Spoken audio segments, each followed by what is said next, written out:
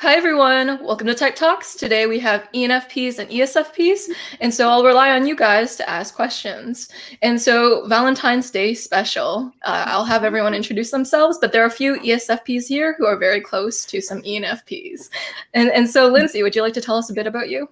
Sure. Hi, Type Talkers. How's everybody doing? So this is my first time on Joyce's channel. Super excited about that. So just absolutely love Joyce and all the stuff that she's doing. I am a INFP, and I can talk English, I promise. Let's see, 7 wing 8, and just really looking forward to hanging out with the really fun ESFPs. Oh, awesome. And Diego? Hi everyone, I'm Diego. I'm a pharmacist, now a language teacher, and also what was the third one again? Oh, you're a YouTuber. A textile artist and a YouTuber. And I'm here to show everybody my flower. Yes. And to show everybody my personality, and hopefully you all can know another ESFP that's a little bit out there, loves bright colors. I know you all love bright colors anyway. Yes. So. Yeah, definitely. Nice to meet you all. Yeah, it's great to have you, Diego. You're a ray of sunshine. And Boonie? Hi, everyone. I'm Boonie. I'm ENFP. I think I'm 4 wing 5. I'm not really sure because I just finished a really long bout of personal depression. I might be 3. I don't know. And I am a life coach, and I have a background in counseling. And I'm actually trying to go back to work on my hours to be a therapist. So let's see if I can do it the second time around. Yeah, you got this. You got this. Yeah. And Mariana? Oh, I didn't know which way we were going. So I'm Mariana. I'm an ESFP. I forgot to put my Enneagram in my name, but pretty sure 2 wing 3. And something that Boonie just said about depression, I definitely have like gone back and forth with 4 when I have gone through bouts of depression. So I definitely relate to what you said. So I just wanted to say that. And I love ENFPs. I am really glad we're doing this panel, Joyce, just really quickly, because I feel like there are so many like similarities that we have, like on an emotional level, or like just kind of a foundational understanding of each other. So, and I think we also have somebody who has a spouse that's an ENFP here. That's right. Is it Brady? Not to take your thunder, but I just think it's a really cool topic. I think we probably have so much to discuss. Cool. And so, Brady, would you like to share a bit about you? Yeah. Hi, everyone. I'm Brady. It's a pleasure to be here. If you haven't seen me before, it's because I'm new. Joyce found me because I was lurking in the comment section so much. So yeah, I'm an ESFP 7 wing 8. I work for the federal government doing disability insurance, and not a very ESFP kind of job. And I'm a jungle gym dad, so my kids climb on me and we have a ton of fun. And I am married to an ENFP. So I'm really excited to get to talk to you all and share some of our experiences. So cool. And John? I'm John. If you haven't seen me before, where have you been? ESFP 8 wing 7. I am a Olympic Taekwondo instructor, gym owner, and bodyguard. So lovely.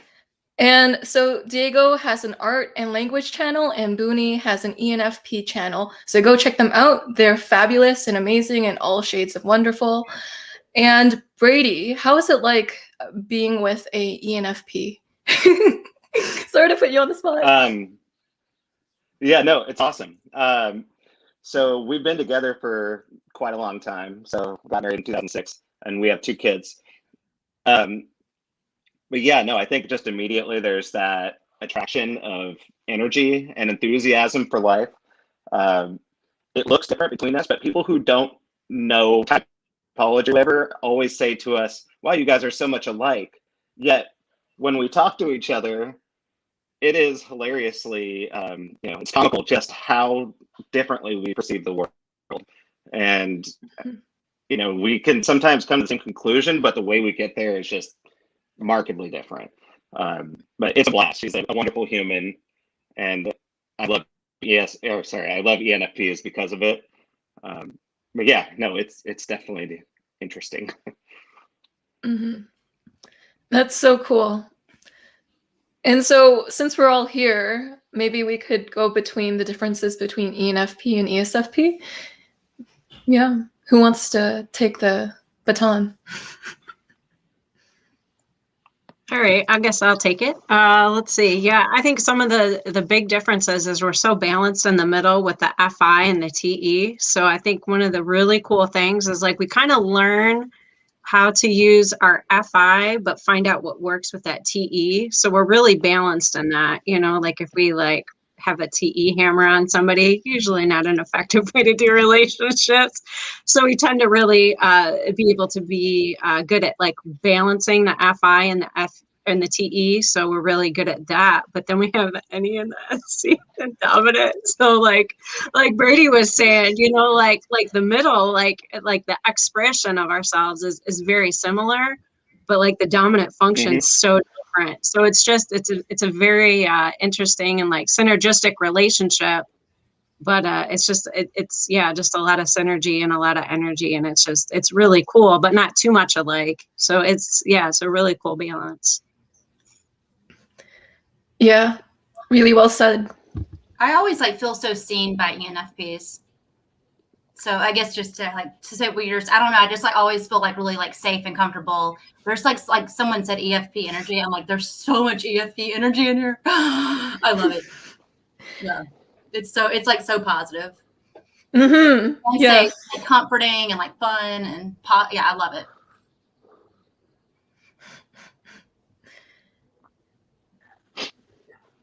I think that's the word that I would think about too. Like the energy is so warm and accepting. However we choose to live our life, it's authentically warm. I can feel it. You know, we're not faking it. We're excited to be here and we just want to share and get to know each other. The differences that I do see when I did work with a bunch of ESFPs, a lot of police officers, ESFPs and ESTPs, they're very sensation seeking. And I thought I was, but I guess my sensation seeking or NE is more focused on the realm of ideas. And so I'll have thought experiments all the time. And they're like, let's go grab some food or let's go to a party. And then we'll talk about stuff while you're talking about your thing, but we need some sensation at the same time. Like I get your drift, I get what you're doing, but let's add a little bit more in the present to kind of ground what you're talking about. So that's what I notice. I like feel like I can concentrate better in a conversation or like taking in information if I'm playing a game sometimes. Like nothing that requires like a ton of concentration, but like, I don't know, like not Candy Crush, but something like that, like where I feel like I actually am a little more present and listening. So I've never even thought about that, but you just saying that, Boonie, made me think. I'm like, whoa, that is so true. It's not like I really need this. I don't know if it's a simulation or what, but it actually helps me concentrate. It's like, I don't know, makes me more present. I'm sure that can be really weird though, that an ENFP, they're like, are you even listening? Like, it's like, no, I'm extra listening now. I have a game in front of me. yeah. Yeah, that hasn't worked for me, Mariana. I wouldn't think so. I think that'd be very off-putting. And I apologize. I probably have not meant to piss some ENFPs off. Mm-hmm. Yeah. So OE, NE, and SE, which is the lead function of ESFPs and ENFPs, seek variety. So for ENFPs, they seek like to do thought experiments and to explore novel ways of seeing ideas. But while ESFPs are more like kind of hands-on sensation seeking, like direct sensation seeking, maybe. And so Diego, you have experience with an. Oh yeah. Yeah, my best friend is an ENFP. Oh no, go ahead. Oh, you're okay. Everybody's so my best friend is an ENFP, so that's the only reference point that I have. But for me, what I notice is that he has so many ideas, so many. And I'm always like, can we make them a reality, please? That's always my thing. Like he has really good ideas. Some of them work, some of them don't work. But the ones that work are really good, and I'm like, okay, let's put that one into practice and let's make it happen. That's how our vibe is usually like. So, so he gives me a lot of ideas, and then we just bounce back. It's very like that. It's very like together we're so much energy. It's crazy. That's so complimentary. I want to speak something Diego said there because it's amazing how often, if my wife and I are trying to come up with, we're trying to just talk about stuff in general, she will come up with so many ideas. And it's to the point sometimes where I'm like, oh my God, we just need to choose something, anything. Like, I don't care what it is. Let's just please go with something. But the problem is that I will settle for something just to do something. Yes. Just to get something accomplished of any kind. I don't care what it is. Let's just do something. Whereas she'll actually take the time to come up with a really good plan and really, kind of more the optimal one. But sometimes it's just painful getting to that point.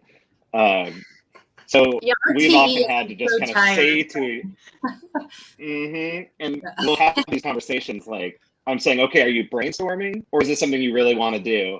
And that really helps.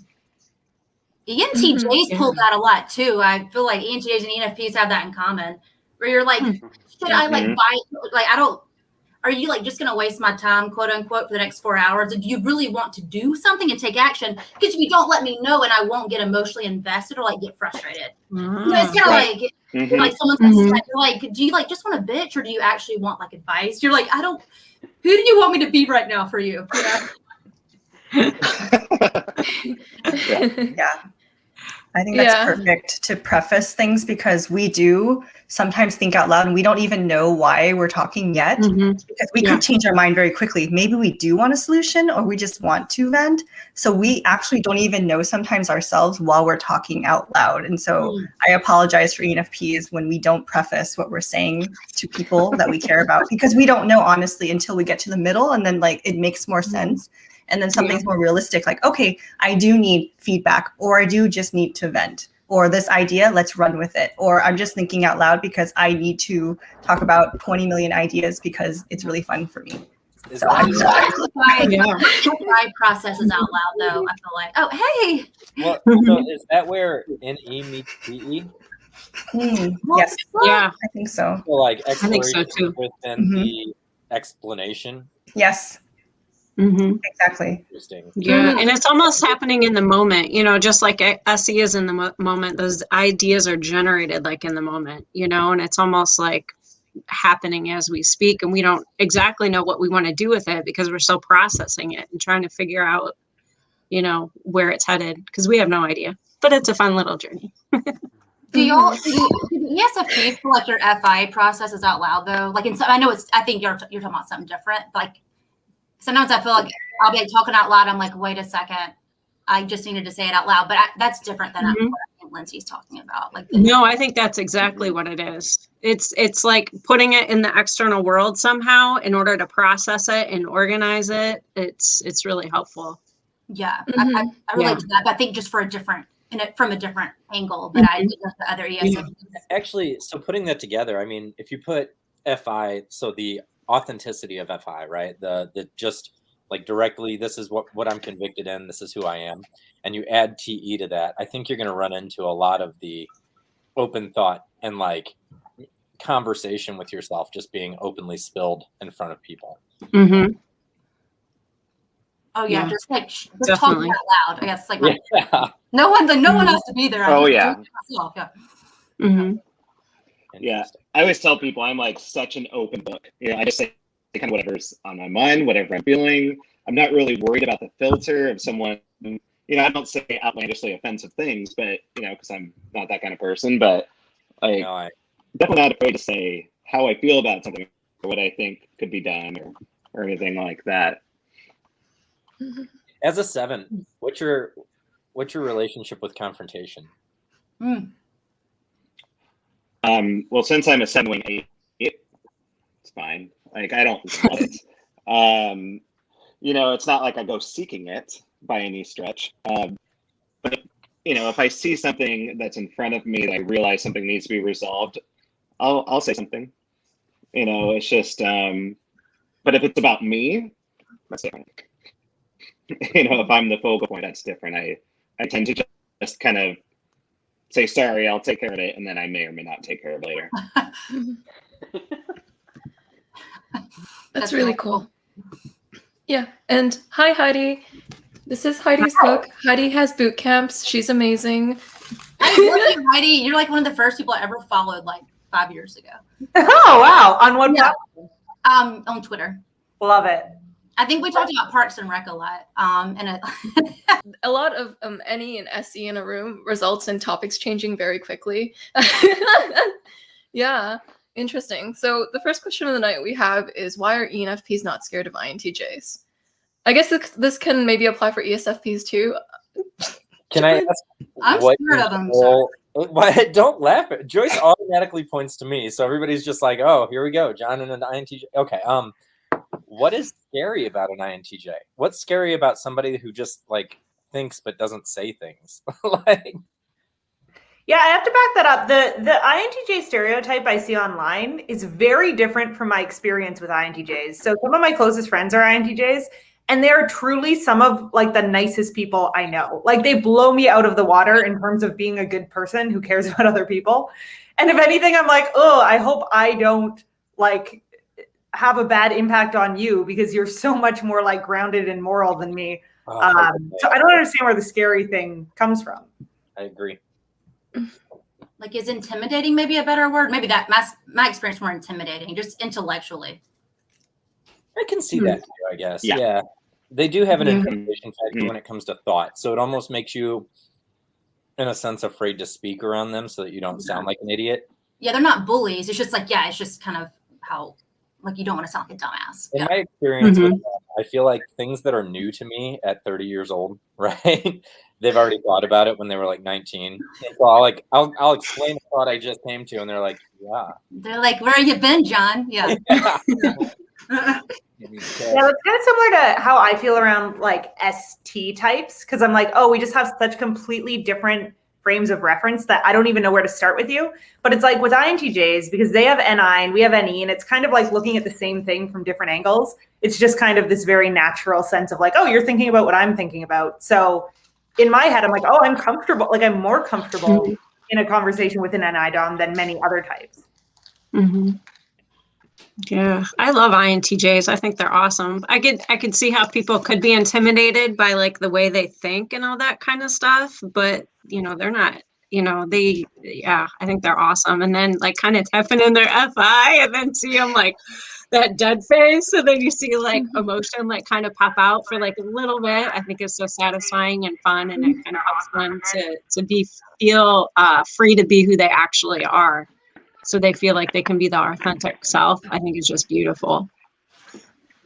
There's a lot of ENFPs and INTJ couples, right? Like I feel like that's kind of a common thing that I've even seen in my personal life. It's so cute. Like that does not work for ESFPs and ESFP. Well, no, is our pairing ISTJ? I don't know.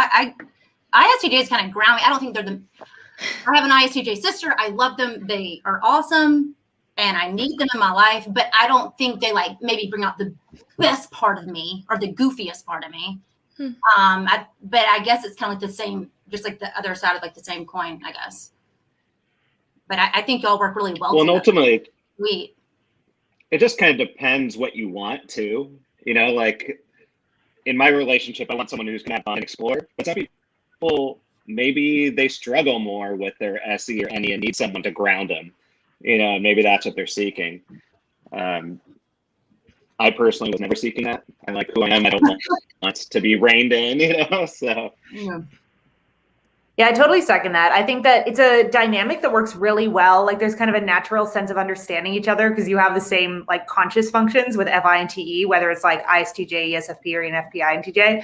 But then if you're looking at like making a relationship work, there's so many other things you have to take into account. And it's like, I'm kind of similar in that like, I find INTJs tend to think so long-term that like they get stressed out by the kind of life that I want to live. But I'm like, if we wanted the same things, I can see why that would be a good pairing, but like you have to look at other things too. Totally. Yeah. How about the ENFP and ESFP pairing? How would that go? It's fun. I've done it a few times. But there's also like a lot of, anytime you have a lot of FI, I think very present in a relationship, it's a lot. Brady, would you speak to that? He has an ENFP wife. Is that a lot of FI? Oh yeah. we talk about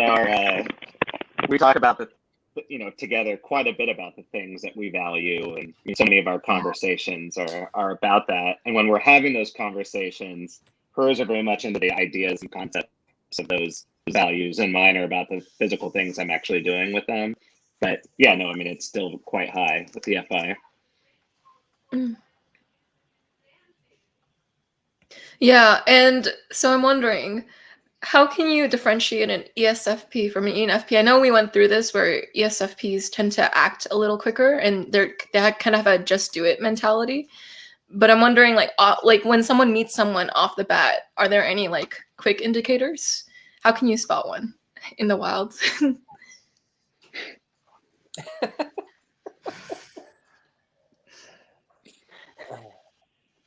Or he appeared. Sorry. You're playing a lot of Pokemon Go, so your mind's like if they're playing Pokemon Go, they're probably an ESFP. I love Pokemon Go. Yeah, we have talked about this. We love Pokemon Go. Do you play it too, Brady? I tried it out at one point, but you're an ENFP. Then I'm kidding. Yeah. One of us. Yeah, that's a 16 personalities question, not a. Is it really? We like randomly discovered that. No, I'm totally. That would make sense. I wouldn't be shocked. Correct me if I'm wrong. I kind of to answer that question. I think it is articulation would be a quick giveaway. Because, and this I could be wrong. So again, if you want to come at me, then come at me. That's fine. But when it comes to ENFPs, I think sometimes they struggle to articulation or struggle to find the right word to express exactly how they're feeling. And I feel as though ESFPs are gifted with it's the gift of gab. So like the ability to find the right words at the right times very quickly and concisely. Oh yeah, we're not concise at all. I totally agree with that. Mm-hmm. I have to say 1,000 words to make one point.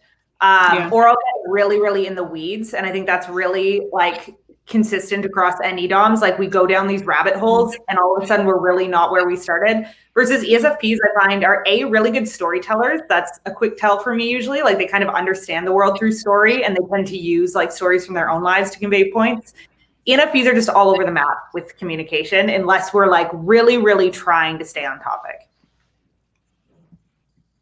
Mm-hmm. That makes Agreed. A lot of sense. Oh wait, there's a squirrel. Mm-hmm. Yeah, that is true. NE tends to go on tangents within when it's telling something, so it takes a lot of words, whereas SE is just straight to the point. It's a straight shooter. Yeah. Mm-hmm. What about like if an ENFP likes sports? Like how I know that's stereotypical, so a lot of people associate SE with sports, but I'm wondering, if there's that case of an ENFP liking sports, how would you be able to tell that ENFP from ESFPs? Or is that uncommon? I don't know. Thoughts? I think just watching the ENFP and how they process, because it's almost like we have to process and think what we're doing before we react. So there's going to be like a slight delay where like the ESFP, they're just in the moment. So they'll just quickly just make decisions like right off the bat, where you're going to see a little bit of processing time for the ENFP. Mm-hmm. So actually my wife and I, we met, we were both discus throwers in college, and that's where we met, kind of an unusual spot. She was a lot more diligent than I was about like her routines, about making sure she did all the stretches, making sure she went to the weight room and did all the running, where I was just like, whatever, I'm just here, I'm having fun. I would take it seriously on game day or whatever, but at practice, I was just kind of more loosey-goosey about it than she was. Because of that, I think she tapped into her potential more than I did. But yeah, I think it's that SI that she has. I really second that. ENFPs are like way more, I think, routine-oriented than people give us credit for. Especially once we're like a little bit older. And it's like, yeah, with my, like, I can only do individual sports. I hate team sports, but it's like, I'm really into like weight training and always have been. And for a long time, I was into like distance running. And it's like, I'm really good at being like 3 times a week, I will do this. 2 times a week, I will do this. And it's like, I don't miss my workouts unless there's like some reason for there to be. but there isn't that same kind of like active adapting that you see in SE, where it's like something new gets thrown at you and you're like, okay, let's run with that. Like literally or figuratively. And he needs to like tap into that SI and be like, I'll do this consistently and get better at it. But it's not like an in the moment ability the same way SE is. Yeah. Mm-hmm. Yeah. I learned about this concept called agile, and I thought it was super SE. So agile is like you just adapt in the moment to whatever is coming at you, and whatever is happening, like you just flow with that as it's coming to you. I don't know. Mm-hmm. And Heidi uses the word vitality for SE too, so that's pretty cool. Yeah, I was also going to say to that point, Joyce, I know Dario Nardi uses active adapting as like his nickname for SE. And I think that's really perfect because it also very clearly distinguishes it, because like NE is not an active adapter at all. We really have to like withdraw and then find another way forward. But SE is quick in a way that we're just not. Mm-hmm. For sure. And so as an ESFP, Miss Ashley would love to know, how can an ENFP and ESFP learn to focus at work? I think ESFP, find something that you can do with your body.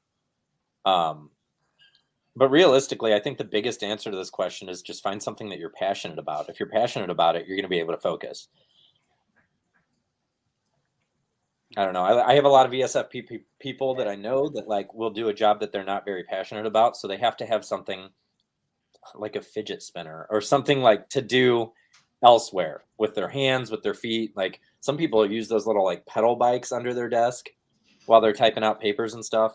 But I think it's just something that engages the senses while you're working on whatever you're working on. I feel like our TE can just get so unhealthy though if we're not. I feel like ENFPs would probably relate to that. Like if you're not, like for example, I'm a CPA, like a certified public accountant.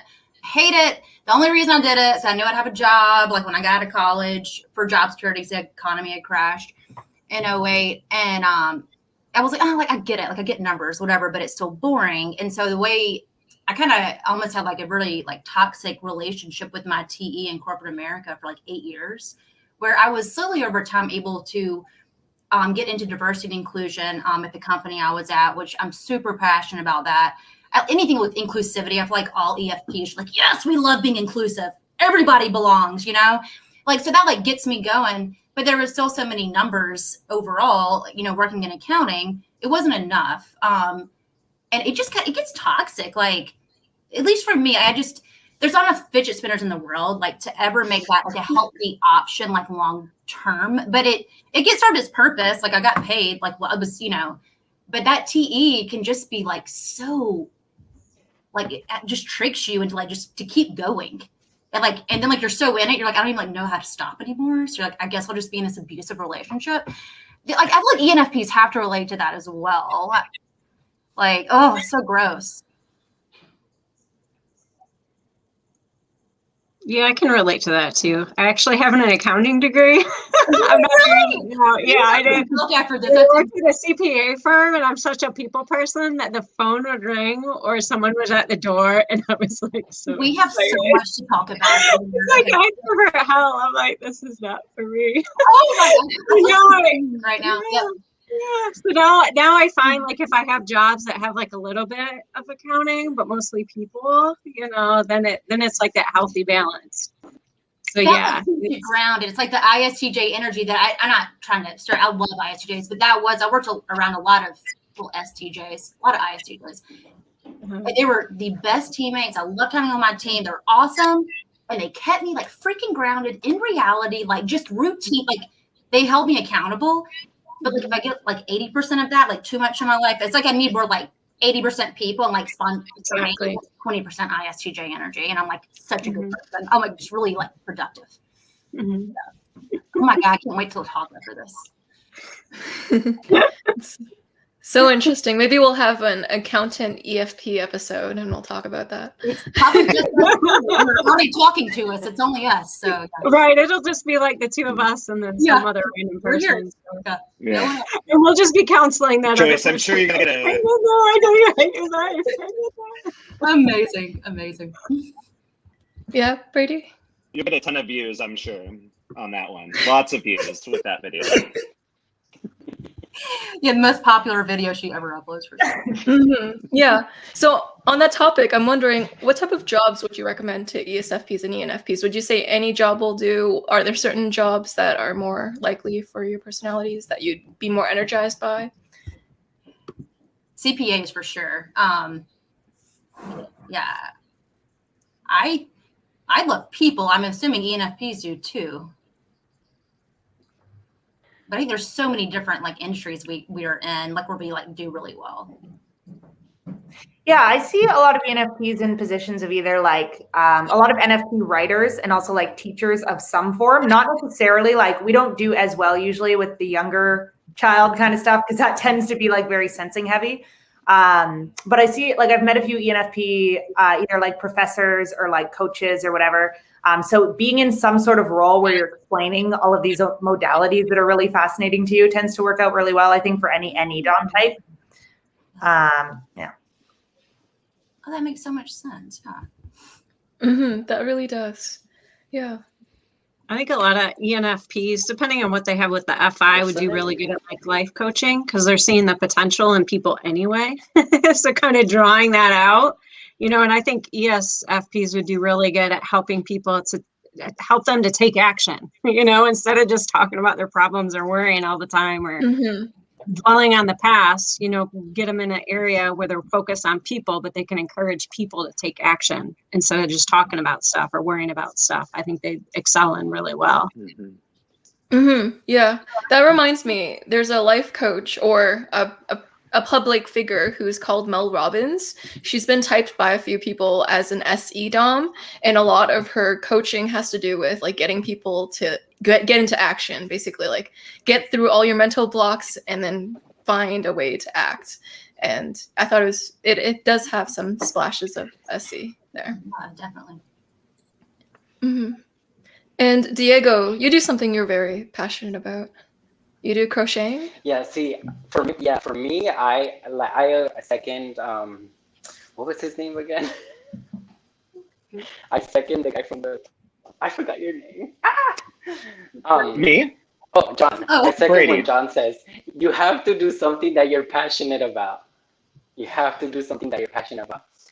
Like for me, I do art. That's not my only job, but that's one of my jobs. And that is where my FI comes out. That's where my real like feelings, my real thoughts, where that comes out. If you can express that and let it be free, like you will feel as an ESFP very satisfied. That's what I feel when I make my art. I feel like I can express myself however I want to express myself and not judge it. And so for me, that is my biggest release. It's not a job for me. It's like a huge hobby of mine that I sometimes get paid for. But I love it. That it's that FI that I'm able to express. And then in my day job, which I work as a pharmacist, it's very like opposite of that. I do a lot of planning for other people, but what I like about it is that I can pick my schedule. My job is a little bit weird because I work in a closed door pharmacy, so I don't actually see the public, but I get to choose my own schedule. And the choosing my own schedule part is amazing. That's what keeps me motivated because I could do whatever I want whenever I want to do it. Yeah. That's awesome. I'm Would jealous. would you EFPs second wanting like a flexible schedule Oh, in general? Yeah. I cannot work if my schedule is not flexible. Like, it just will not work for me. I have to set my own hours, or else I can do very bad work on a set schedule. But otherwise, it's like I'm just 1,000 times more productive if I'm able to work when I want to work.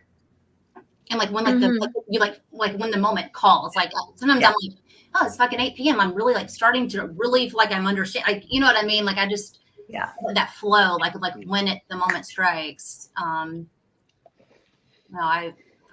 Flexibility is a must, and that's the company I worked at for 8 years in public accounting. The only reason it worked as long as it did is because it was a very flexible type environment. A lot of young people where you're like, oh, you don't have to like get a doctor's note to go to the dentist. Like, just take care of your shit, do your work. And if you do that, you know what I mean? It's like, oh yeah, we're all adults here. Sure. Just get it done. You know, the due date overall. just get it done by that point. I was like, always like doing it last minute. You always get it done. And so if I had been like in some like structured like regimen, like schedule, I couldn't have done it. I would have felt suffocated and probably gotten really defensive.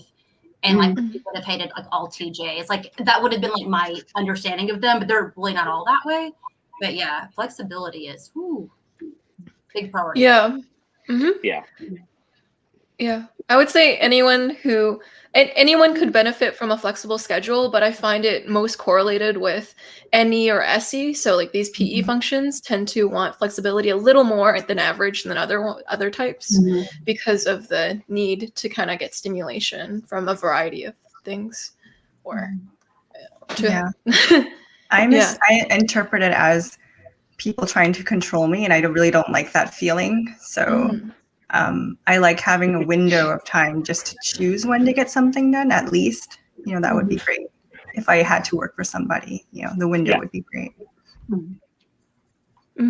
Yeah. So because I work at a bureaucracy, it's not the most ideal environment for an EP. But the thing is that because I'm not tracked minute to minute, it's more of like how much I finish in a day. So that's okay. As long as I'm not being micromanaged, minute to minute, I'm good. But if someone's like, hovering over your shoulder and saying, you need to finish this in this way, and they tell you how to do it, not good. That is true. Yeah. So Personality Hacker, they have the firm model, and for EPs, so ESFPs and ENFPs, they have a fixation on freedom. So like Boonie said, it's like they don't like being overly controlled by others. Diego's like, I hate being controlled by other people. Yeah. Do you want to tell us a bit about that? With a passion. Oh God. Do you want to hear a horror story or what? I don't want to put people on blast. That's why I don't want to give like the details. But I'll tell you that the previous person that I used to live with wanted to micromanage my day-to-day routine, and I was going crazy. Like my happiness suffered because of that. I felt horrible because I couldn't control my own schedule. And I was like, girl, I just live with you. It's not like anything serious. You're not my manager. So try to manage my life, But I don't want to, get too specific, but I'll just say that micromanaging me is a really bad idea. I will get crazy, and eventually I will find a way to escape it, which is what I did. Yeah. Bridge burning, you call it, Diego. Yeah, that was funny. Sorry. Okay. Just trying to love it. Before we switch over quickly to address like the original question, how to make yourself focus, the best advice anyone ever gave me as an ENFP, which is ironically, when I was collecting input for the ENFP survival guide, I asked this question, like, what's a piece of advice you have? And someone was like, with any work, start in the middle. So don't do the linear process of getting stuff done. Just start with the part you're most excited about. And in my mind, like over the years, I've kind of translated that into like, start with the meat and potatoes, like whatever you're making creatively or otherwise, like cook the thing you're most excited to cook first and then make all the side dishes around it. Because it's like, as things start falling into place, you get more and more excited about like adding to it. But if you try to start with the part that other people start with, you're going to get bored in the process of just wanting to get to the main part. And I'm wondering if that's, I would assume that's applicable to ESFPs as well, because I think it's a tertiary TE thing, but that's been super helpful for me in like just gaining momentum on projects. I'm not a very linear person, when it comes to following things. If it's a kind of a boring topic, or if it's like something I'm not super pumped about. But no, I think for different reasons, but it's the same different means, I guess, the same end or whatever. I really agree with that. I think y'all probably not suffer that. I bet y'all probably deal with that probably a little bit harder for y'all than it is for us. With just us, I would think that'd be a little more challenging and more frustrating. Yeah. But no, for sure. If you like kind of go ahead and like get the ball rolling about something you're excited about, I'm like, okay, I've come this far. Now I'll do the boring part. Yeah, exactly. Yeah. I struggle on that. I think that personally, if I make the main dish, we're probably not going to have any sides. Like it all has to be It all has to be made at the same time for me. I have to be working In on this specific situation. Right. Well, I mean, no, not even with Taekwondo. Like, there are so many things that I will go into, and I'm like, this is the main objective. These are all the things that have to happen with it.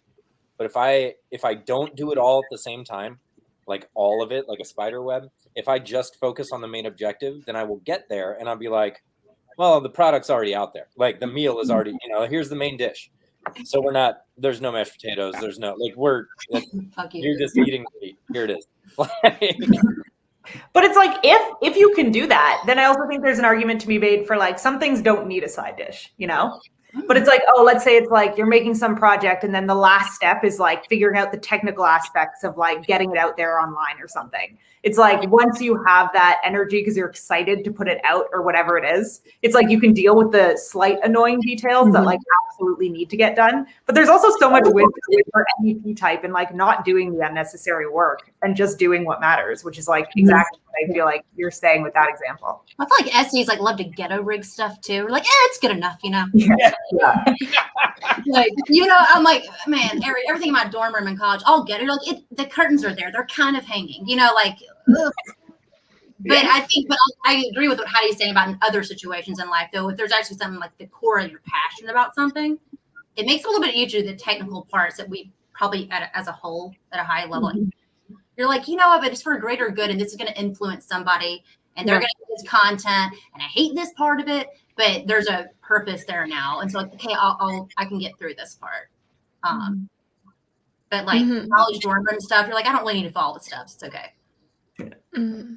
Yeah, that is quite the hack to start in the middle. And it kind of uses your inspiration to your advantage. So if you're inspired to do a certain part, to start with the part where you're inspired, because you're kind of leveraging your FI in the moment to like, oh, you're passionate about it right now. Might as well get as much done of that as you can. Yeah. And Heidi, you talked before about how like with writing, it's easier to write about something that is on your mind then, and you have a lot to say, rather than forcing yourself to write about a topic you're not really feeling at that moment. It'll do you wonders to follow whatever is inspiring you at that moment, rather than starting with the boring part. That will just really demotivate you. So great life advice. It's almost like sometimes trying to force yourself to do something you don't want to do will force, like, it's like you start daydreaming about the thing you do want to do. And it's like, if you can stop at that point and go do the other thing, that's when you're likely to get a lot of work done. But that's just like a P thing, I think. Great life hack. I'm so glad you shared that. I know. I'm going to take that and remember to do that. It's hard. That's awesome. This is great. And so what things do extroverts wish introverts would understand about them? We want to love you. We want you to love us. Hides all the introverts now. All the introverts probably hate me. I love introverts. It's funny because it's like, I don't think there's anything, we'll just tell you we're extroverts. Yeah. Exactly. Yeah, totally agree. Flip that question around. Yeah. I think that we have the same anxieties around social, what's happening in front of us, just like an introvert would. It's just, I think we power through it and just do it. And, we're more likely to take the risk and make the mistake and just kind of either laugh it off or just be like, well, that other person, that's on them, how they respond to me.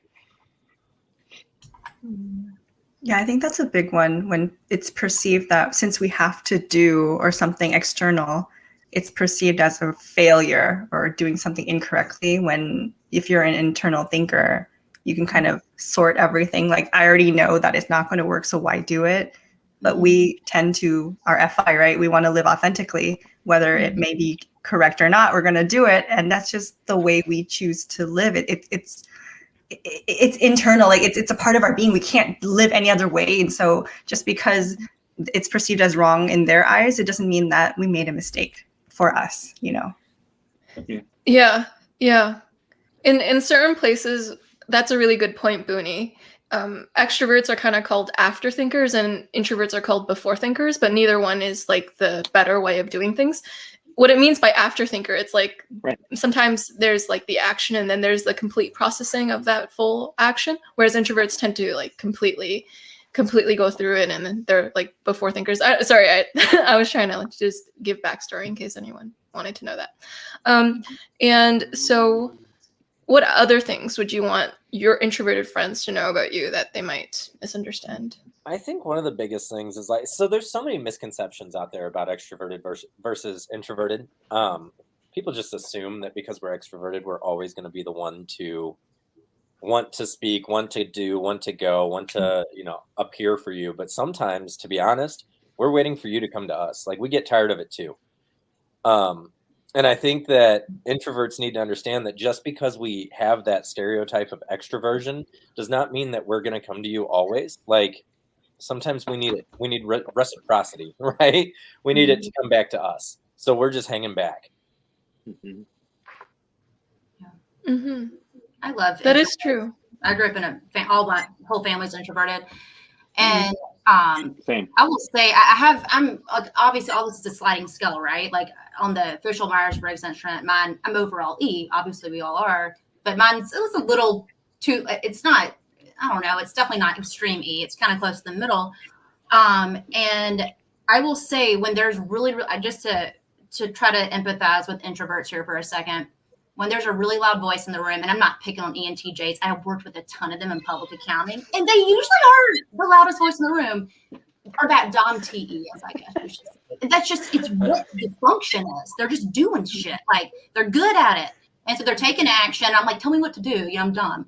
And it's like, sometimes I do, in those situations, you kind of feel like an introvert in some ways, in this sense of like just the definition of it relative to them.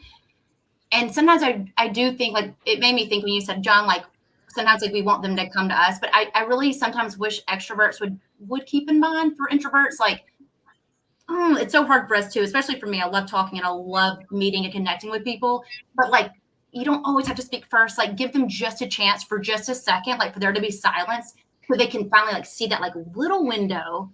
Cause I felt that way around a lot of my, just ETJs. I had two ENTJ bosses. It worked.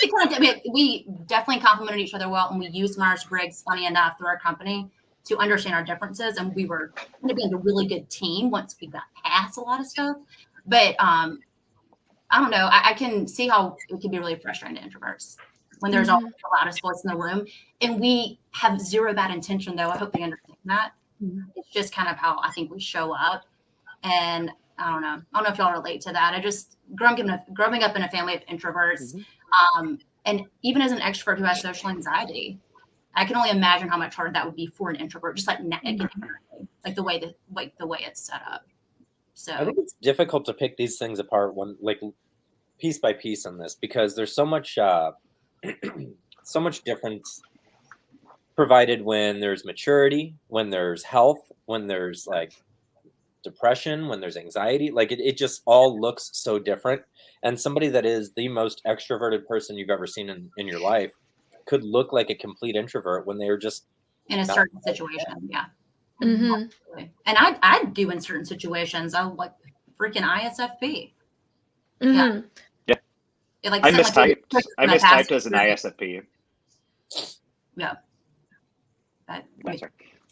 Sometimes I wonder, in the past, I'm definitely an ESFP. I've figured that out now, but I've wondered, like, and I'm sure the ENFPs have wondered, like, oh God, I'm like really kind of like feeling isolated these days. Am I not INFP? Like, I don't know if y'all relate to that, but yeah. Do y'all relate to that? Has there ever been a period in your life where you thought you were an introvert, and why would that be? Anybody? So I I started getting into Typology. I thought I was an ISFP. Once again, 60 personalities. They love their introverts. But a lot of it was because COVID was starting, and I was miserable. I was feeling trapped, and I was, and I didn't realize that at the time just how bad it was on my soul. To be in that spot where I was saddled with a lot of the childcare stuff at our house, because ENFP is my ENFP spouse is a social worker at a hospital. So she was at the hospital all the time. And so I was just kind of home, stuck with tons of responsibilities. And it was painful, So I just got real quiet, real reserved, bitter, and So I thought I was an introvert. And, you know, once I started really learning the cognitive functions, and we get that montage in my head of all the crazy extrovert stuff I've done in my life, I'm like, oh, yeah, I'm not an introvert. There's no way. But yeah. I always type as an introvert when I take the 16 personality test because I'm very reserved when I'm not on. It's like I have an on and off switch. Right now I'm somewhat, you know, I'm about to turn on. But when everybody else is speaking, generally I have the off switch. I'm just like, let you all, then, you know, you could have the stage. But I do now see my extroverted side in the sense where, like, when I'm on, I'm freaking on. So, but I generally type as an introvert because I spend a lot of time away from people. I'm actually not one of those ESFPs that's super, like, out there meeting people. But I do notice when I do actually talk to people, I am out there and more crazy than other people. Which is not a bad thing. I've accepted it and I embrace it. But I do generally type as an introvert when I take those tests. Yeah. I think that has a lot to do with maturity of it, though. I think as a young person, I was very quick to jump into the center of attention at all times. Like, that's just where I lived. It was, and I'm sure, I mean, that's something we should all probably have in common. But as I get older, I like to listen more, but I've also been on a journey of, like, developing an eye. But I really like to step back and just take in all the perspectives and listen a lot more. I find that I learn more that way, and I enjoy learning now. I didn't enjoy learning as a 25-year-old. I didn't enjoy learning as a 21-year-old. Now I really enjoy it. So it's easier to sit back, and I think sometimes it does make me look like an introvert, but it's not introversion. It's taking in all the information that I possibly can. Yeah. Maybe we weren't introverted when all of us, maybe when we're doing some FI like work.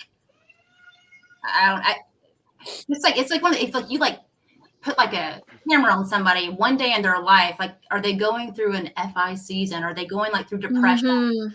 So it's like, I guess that's why it is so important to look back, like, I think Diego said, kind of over the course of your life, like, really, like, overall, that's what I kind of had to do. Like, at an overarching level, I'm like, yeah, I'm extroverted. But if you caught me on certain days, you'd be like, that girl is so introverted.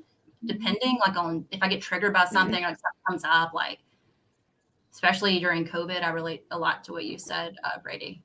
A lot of, like, I'm assuming a lot of he's probably suffered from somewhat depression, anxiety. So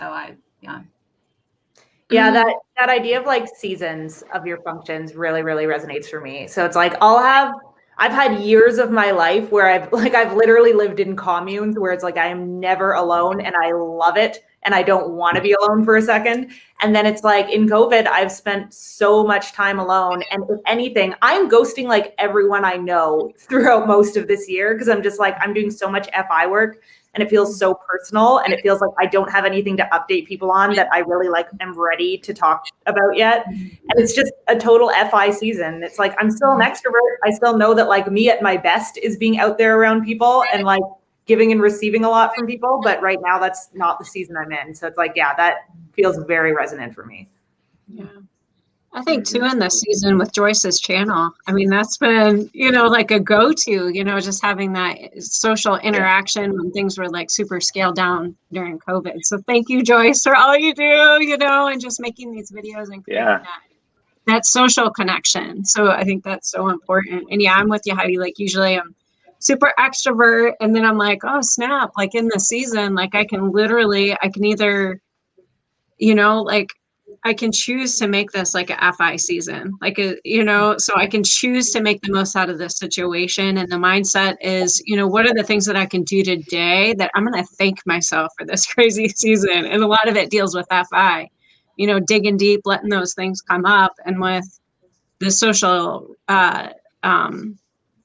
interaction scale down a little bit, then I can get more into my FI. When we're in normal circumstances, I'm just like on the go and hanging out with people. So it's like almost a once in a lifetime opportunity to really dig deep in FI. Do you feel like that makes you any stronger? Like, because I feel like my SE is stronger and more present when I have, like, kind of checked in on myself and kind of gone through. I'm like, man, it's like, if you do this work now, if the moment calls and you feel like it's right and you're doing it, you're like, I'm not Because I know Heidi said kind of her best self, like being out, being sociable. But do you feel like your best self gets even better though? Like if you kind of do focus on that FI, it's like Eventually. it's not like if you do it, it's like you get even stronger. And like it's like even better NI. Like for me, I see I just feel more present and like grounded and listening and thankful and like not like sound like cheesy, but it's like we're just like grateful for that moment. And that's very easy to probably say, but like just so there. It's like I'm right here right now, and it's the only place I want to be. But if I'm like in TE bullshit, like I don't know. I just feel like FI. That's like why I love talking ENFPs. It's like this mutual understanding. Yeah. If we're not dealing with our FI in a healthy way, we're going to deal with it in a neurotic way. So it's going to start coming out in like really unhealthy ways if we're not taking the time to be present with it. But like once we do, and once we root through whatever's in there that would otherwise come out in like a kind of messed up way, we can just be super present, because FI is like so distracting if there's something in there that you're not dealing with. But it's like, as soon as you deal with it, then you're actually able to like be in the real world again, which is a super nice feeling. Yeah, totally agree with that. Yeah. Joyce is like, yeah, anyway, like y'all are weird. Well, like, do you relate to this at all? She's like, whatever. I'm kidding. I think this tells us like a story of life in general. It's like if your normally typically extroverted friend is secluding themselves or they're having a period of quietness. So a lot of people have a tendency to take it personally, like, oh, maybe it's me, but maybe it's just that they need that period of rest. They need that season to introspect and reflect, and that has nothing to do with the other party, and it has everything to do with they need that moment to sort through something, and then they'll come back when they're ready to, but to not pester them. Or if they want to be pestered, I mean, they can, but it's kind of like what I'm saying is like, don't assume, because things can appear very differently on the surface than they can inside. And often it's hard to know when someone's doing inner work, but withdrawing can be a sign of doing that. And that is essential to functioning well. So give your extroverts time to withdraw if it'll help them function well in the long run. Exactly. Please withdraw. Yeah. That's the grip. I think we covered that in the last panel, actually, like talking about that grip, and when like an ESFP actually recluses and wants to be left alone, most of the time it is like, leave them alone. Don't keep texting them. Don't keep trying to call them. Just give them some space. Yeah, I think that's where that FI-TE balance that we all share, well, except for Joyce, but she's hosting us. She's the hostess of this, but the people on the other people, the ESPs, and you know what I'm trying to say. And anyway, so like over the years, we kind of learn how to refine it when we're in like those, FI spaces, and we'll try like TE to try to like help out the relationships, and it doesn't work. So then over time, we kind of learn to communicate that, I'm just processing stuff. I'll be fine. I just go through these little seasons where I'm just a little more introspective, and, most people get it. So we find like a TE way to explain it in different relationships so they understand that it has nothing to do with them, that we're fine, that we'll get through it. It's just, it's just part of the process. I think with somebody that has FITE, if you know that they do, you should also know that it has nothing to do with you. If it did, we would tell you. Like, we'll let you know. Yeah, that is true. How about Boonie? Do you have anything you want to say about this whole topic? Oh, I think it's actually brings about, sometimes extroverts want to prove that they're an extrovert by being very loud and comical and attention-seeking to prove that they are an extrovert. So they deny the need to withdraw because they want to ensure that they hold the title of being a group extrovert or whatever it is that comes with the label of being an extrovert. So like you have permission to release yourself and actually withdraw. Like there is no possibility. No human can possibly be a pure extrovert all the time. Like I withdraw all the freaking time. Like I only talk like 5 times probably the whole time. But like, give yourself that space to honor what you need to do. And that's a lot of times you feel like you're being an imposter because like, oh, maybe I am an introvert, but you're not. We need to withdraw. Extroverts do need to withdraw, but you don't have to deny yourself that by thinking you're abandoning or betraying your extroversion by doing it. If I had a nickel for every time an extrovert thought they were an introvert, I would be very rich. Like I colloquially, like what will happen is I have like a very extroverted friend, and then they'll be like, you know, I feel like I'm an introvert because I sometimes need to recharge and I sometimes need my alone time. And I'm like, no, you're like the most extroverted person I know. Yeah. Susan Cain, love her, but she ruined Yep. it for extroverts. Like she made everyone think they were an introvert by being like, oh yeah, if you need alone time to recharge, you're an introvert. Like what I always want people to think about is what are you recharging from? So like my best friend is an INFP and she recharges through social interaction because she spends most of her time in her head. So it's like, that's what mixes it up for her versus for me, being alone is what's mixing it up and like changing my energy. So it's like, think about what you're spending most of your time doing that you need a break from. Because it's like, oh, people like Oprah, right? Who are like, oh, I'm so introverted. It's like, no, you spend all your time extroverting. So you need a break to introvert. So whatever you need a break from is probably where your energy is naturally oriented. 100% agree. And If so you come the next across this video and you Yeah. are an extrovert who has ever thought you were an introvert, please send $1 to Joyce via Patreon or PayPal. Let's Hi, do Joyce, here's $1. I really appreciate it. What do you do in situations that feel like your freedom is being compromised? John? burn it down. So I think that this is the we kind of touched on this too. And it may just be my 8, you know, it may be the 8 at play. But it's like if I feel that I'm compromised in any way, I will cut connections. I will like burn all bridges. I will make it known that I cannot be controlled, even if it is self-sabotaging.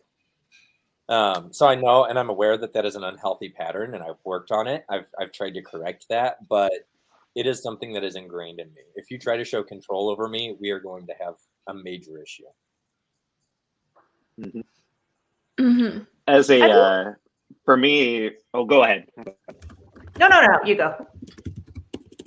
Oh, okay. Well, I'm an Enneagram 7, so I take that slightly differently. I tend to retreat from the person who's doing it to me. So kind of more, I become more independent from them for whoever this person is, whether it's my parents or spouse or kids or whatever. If people are latching on too much and kind of trying to control my actions, I just kind of tell them what they want to hear, and I go do things my own way anyways.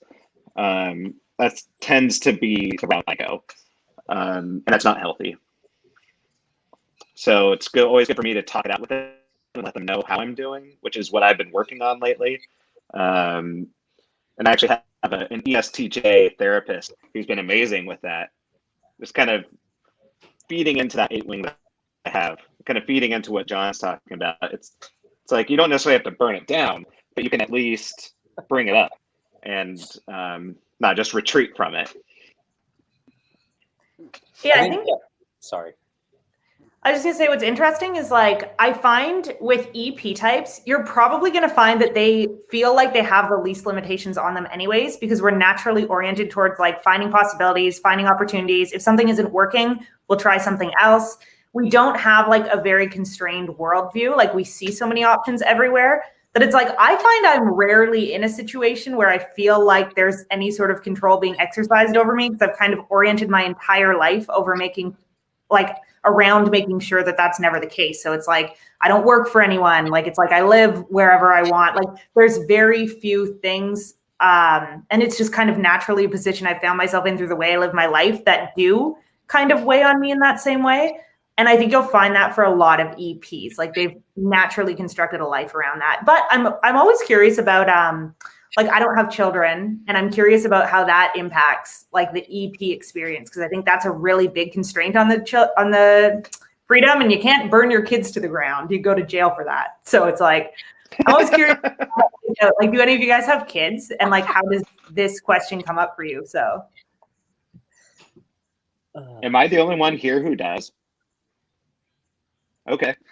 I have kids. I have 2. They're 7 and 3, and I love it. I love being a dad. I love playing with them. They're like little mini versions of me at times, and it's really enjoyable for me. But they do try to control you quite a bit. And if that's happening, I feel like I just need to retreat. Find, go to a different room, go outside for a couple minutes, and then come back, and I'm good. Mm-hmm. Does your wife feel the same way sometimes? Like, how do y'all balance that? She does, but she doesn't need to retreat quite as far as I do.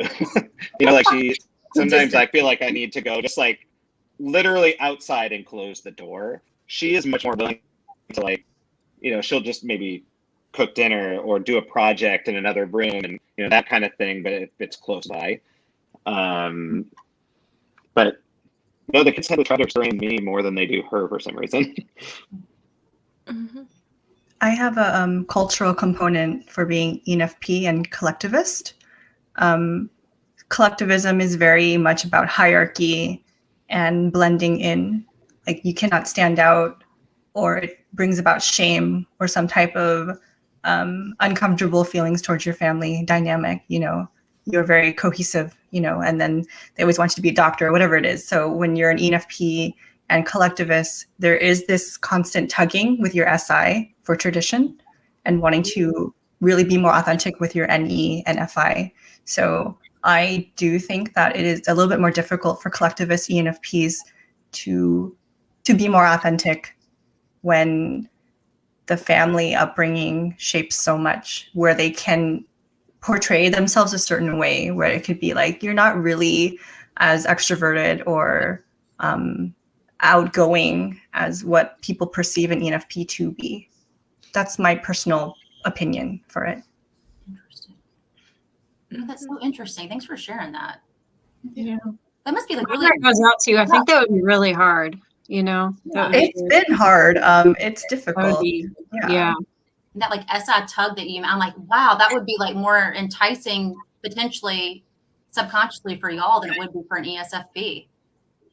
Just because I literally don't understand SI in so many ways. I can't relate to it, but I can see for you. Thanks for sharing that. That's so, I never thought about that. Thanks. Yeah, that must be tough.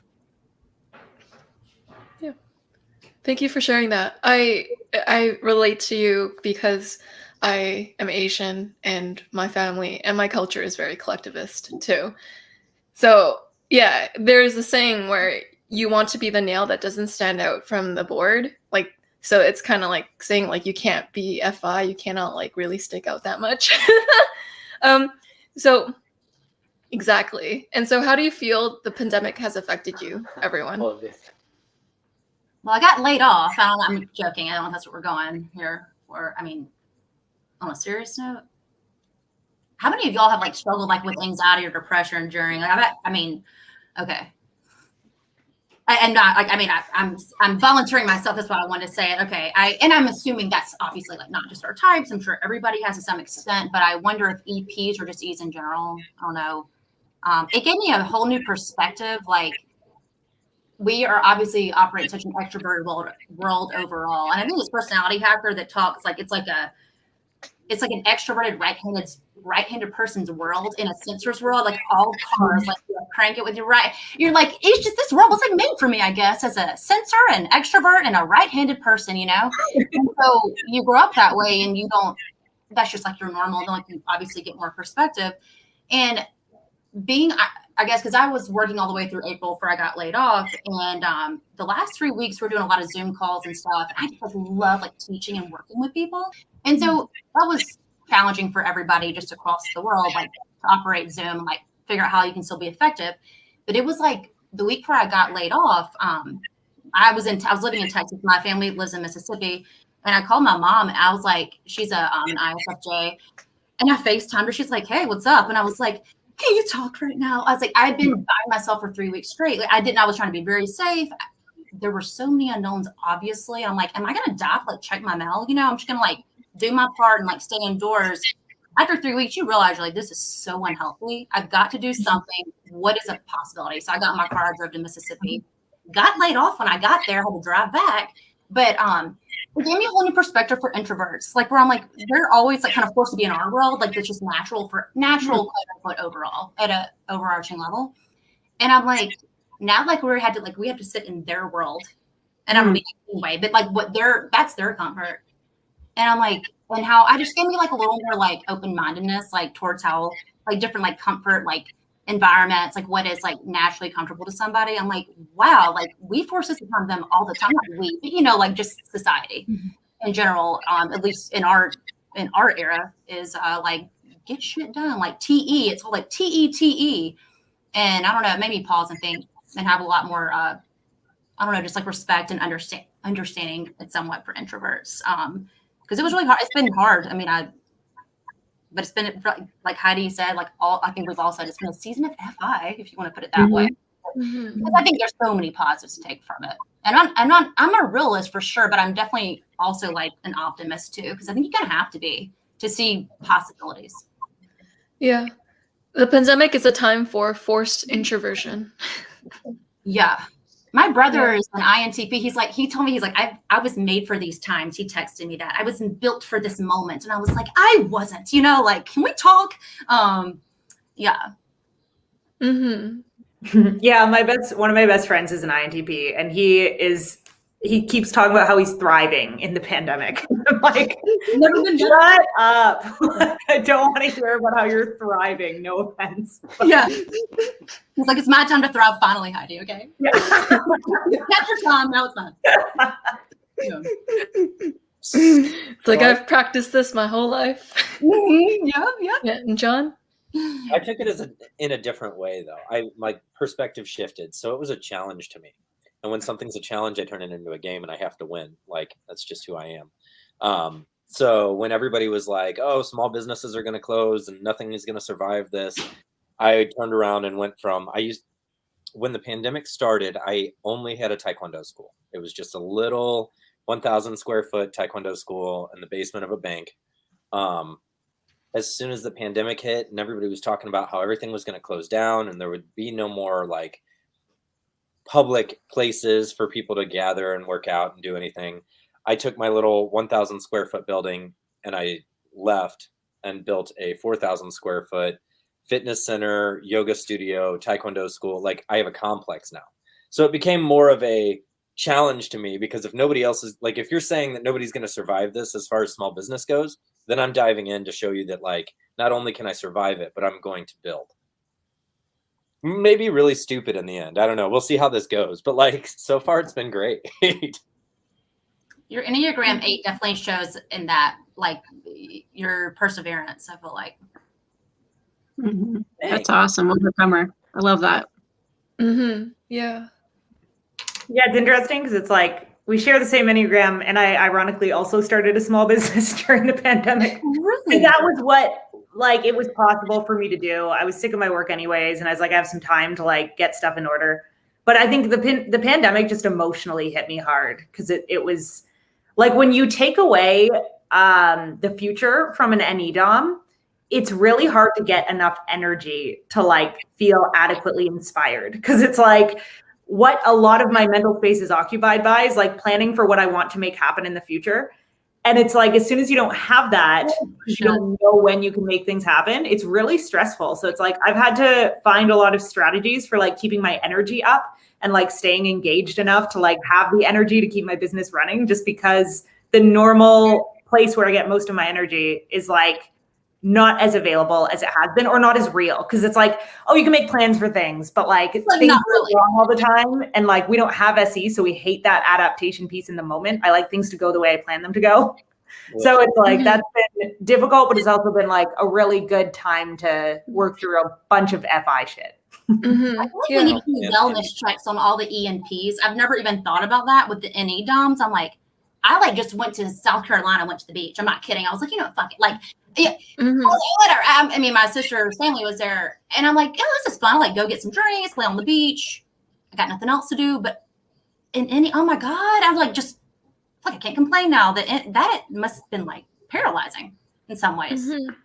Yeah. Heidi, I can totally relate to like the energy zapped. Like over at work, there was hardly anybody on campus, and I was just like depleted. And then somebody would come on campus, and then afterwards, I'm like kind of like I had a little pep in my step. I'm like, oh my God, Like I am way too reliant on other people for energy. But then like John was saying, there was like this challenge part that rose up in me. I'm like, this thing's going down. Like I am not going to be this reliant on people for energy. So it was like that challenge in front of me in order to really like dig down deep to the FI in order to tear that up. So, you know, it rose that challenge up in me to overcome it. But it was exhausting and tough, but God's greater than anything. Definitely. And so, Diego, you look like you wanted to say something. Yeah, I think I have a completely different experience because I've actually been a loner most of my life, and I've actually grown into my ESFP character or my ESFP personality. So for me, the pandemic was actually not hard for me, and not having human contact was somewhat easy. And that's why I don't know, like I'm not, sometimes like confused of whether or not I'm an introvert or not, because sometimes I'm like, I could do this for years. But I did notice that in the actual pandemic, I started noticing all the little concrete real world things that I liked about the world. Like, oh, I really enjoyed when I could go out. I really enjoyed, you know, the flowers. I really enjoyed like the concrete things about life. I actually ended up losing my home, and I was homeless for like almost a week or two. And that's when I started appreciating things like shelter, like things that are much smaller but concrete and real. So that's why I do think I have that as seed, and it is very strong. But the people aspect is not an aspect that I share with the ESFP personality. And that's why at one point I was questioning whether or not I was or wasn't. But for me, the pandemic, in terms of the social interaction, I didn't really need it. Maybe I'm more of a stronger FI, like I can live more internally than other ESFPs, I'm not sure. But for me, it was actually pretty easy. But I understand your need for like human interaction, because after a year now, though, I'm like, oh my God, let's go out and have a party. Let's freaking throw a celebration, you know? We need that. I feel like we need that. Yeah. I love that full rounded perspective. We have some of the, you know, EFPs who kind of are feeling the stir craziness after staying at home too much, and there are some EFPs who are okay with being at home too.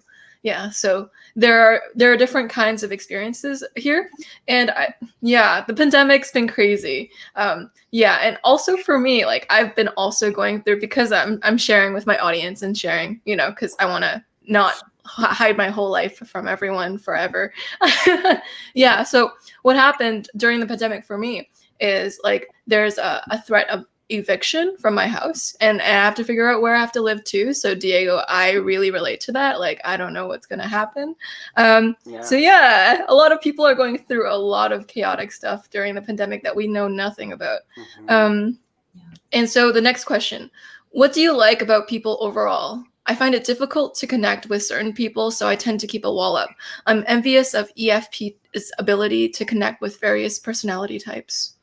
Can I grab this one really quick? Yeah. I think that it is pretty stereotypical to think that we don't have a wall up. I think that what you're seeing when you think that we don't have our wall up is something that we've talked about in the past, where we will divulge a lot of information as our litmus test. Like we're just trying to see where you're at. And that doesn't necessarily mean we're connecting with you. Like just because we seem close doesn't mean that we're close. I think you just shared a really big secret, dude. I don't think that's a secret. I think it's pretty out there, because people always feel like that was like a thing, like ESFPs especially, like people think that they're just like, oh, you're my new best friend, and I'm like, bro, I don't even know you.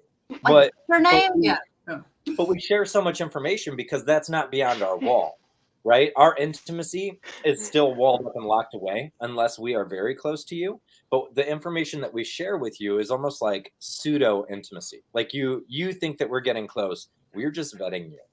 Oh, you have no idea how crazy we can be. Yeah. Or you have no idea like how far we can go. Yeah. Yeah, I also think it's like I don't think this is even necessarily type related. Like it isn't necessarily a measure of liking every person we meet, but it's like if you're just curious about other people, it's very easy to keep the conversation going.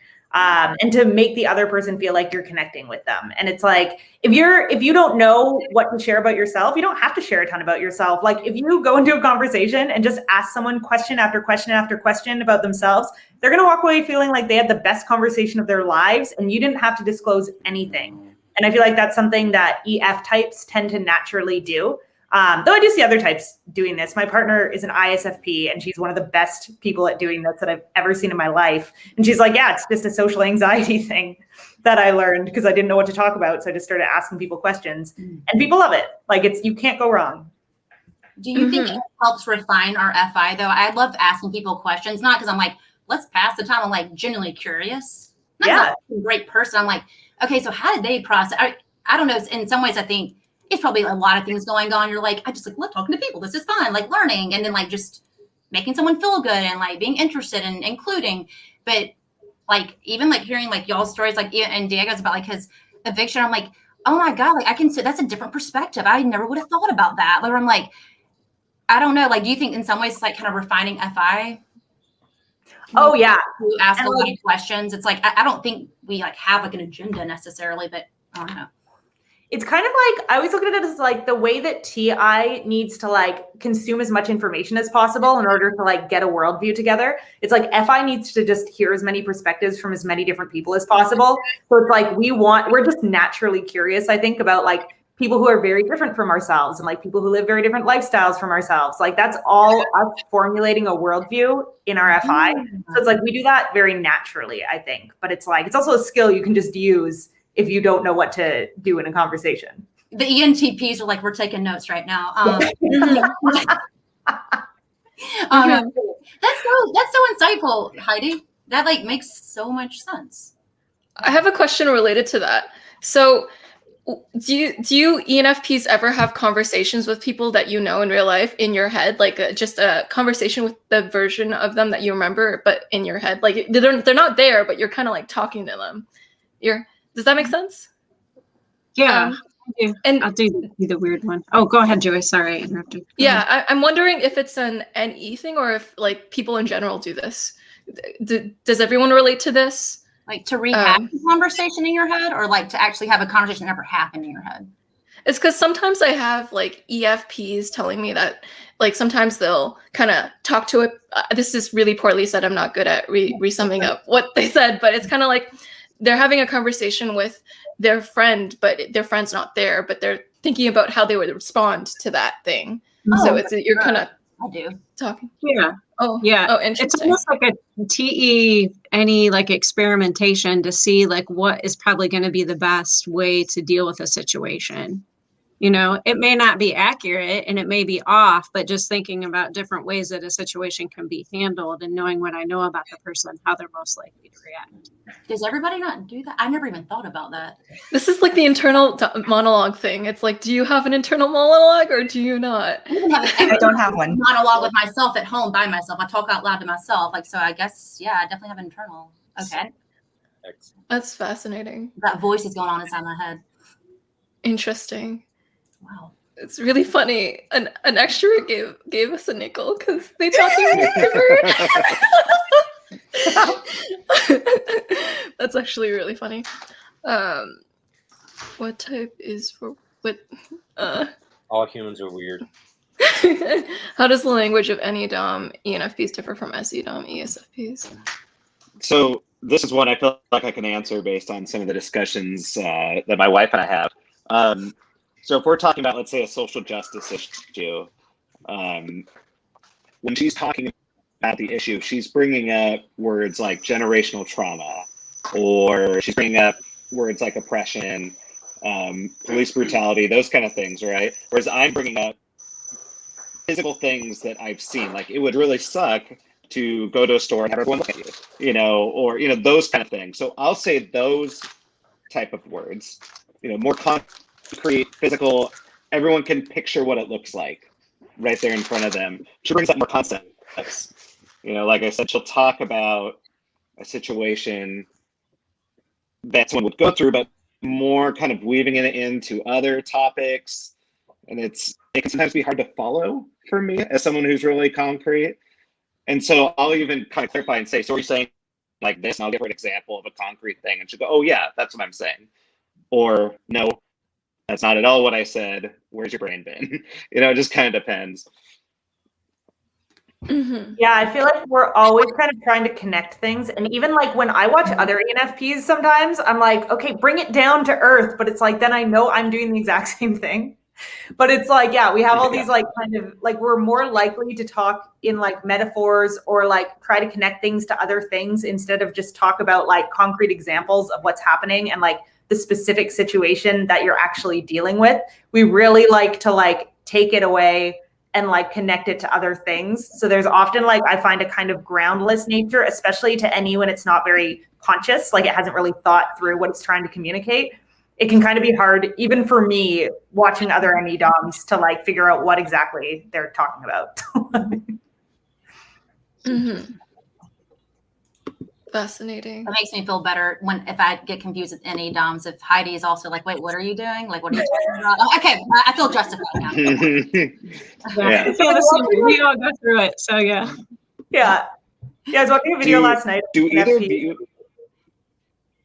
Oh, just I was saying like an ENFP who my partner works with, and she's like so bright and has so many interesting things to say, but she was just talking, and she went on Oprah, and so we were like watching it, and I was like, she's just talking so up here that I would have no idea walking away from this what you do for work, like what you're here to kind of talk about. You're just kind of like giving me this journey of the inner child, and I don't know what that means in this context. And I'm like, oh shit, like do I sound like that when I talk? I don't know. That's so funny. Yeah. That's hilarious. That's interesting. And so do EFPs ever feel shy or socially awkward? Yeah. I think so. So we get the stereotype. Well, at least ESFPs get the stereotype as the performer, right? Just because we're good at performing doesn't mean that we don't feel socially awkward in the position. Like, I've had several times where I've had to walk into a room full of people that I don't know and speak in front of them. And if that's the case, like, obviously I get shy, I get a little nervous, whatever. That doesn't stop me from doing so, though. I'm still proficient at the performance, but I do have like the same anxieties that other people feel as I walk to the pulpit or as I walk up to my performing space. Yeah, I'd agree with that. Like before the first panel that I did with you, Joyce, and for anyone watching, you haven't seen that yet, but this is my second one. I was so nervous beforehand, even though I love talking to people and I love getting to know people. And my daughter caught on to it. She's like, let's have a dance party. She knows me pretty well. So we had a little dance party. It was incredible. So much fun, but like, that's what I needed. So for me, if I can get my SE activated, that's when it goes away. It's like if I start doing something, I'm good. But if I'm stuck in my head with my inferior NI, that is not good. So, yeah. Yeah. I feel like knowing your audience for both ENFPs and ESFPs is really, really key. Because it's like, if I kind of know what goes over well with a certain group of people, or even like what the kind of culture around things is, like even with these talks, right? Like, it's like, I've been a part of enough of them, or I've watched enough of them to know, like, this is kind of how it goes. Like, Joyce asks questions, these people answer like in this kind of form. And it's like, once we have that down, I feel like maybe even especially for ENFPs, because we have that SI, it's like, I know exactly kind of what my place is and what's expected of me. And so then it's like, I'm not really like nervous about it. But if I go into a situation where I don't understand the culture, so it's like, I remember I recently went to, like 2 years ago, the world before COVID, my brother married into this giant Italian family. And it's like, it's a very, very SJ culture. And I went to like the first kind of event at their house. And I was like, I don't know how to relate to these people because they're so family oriented and my family is like really distant. So I'm like, they're asking me all these questions and they're like, how do you feel like not living next door to your mom? I'm like, that's never bothered me. I don't know how to connect with you on this.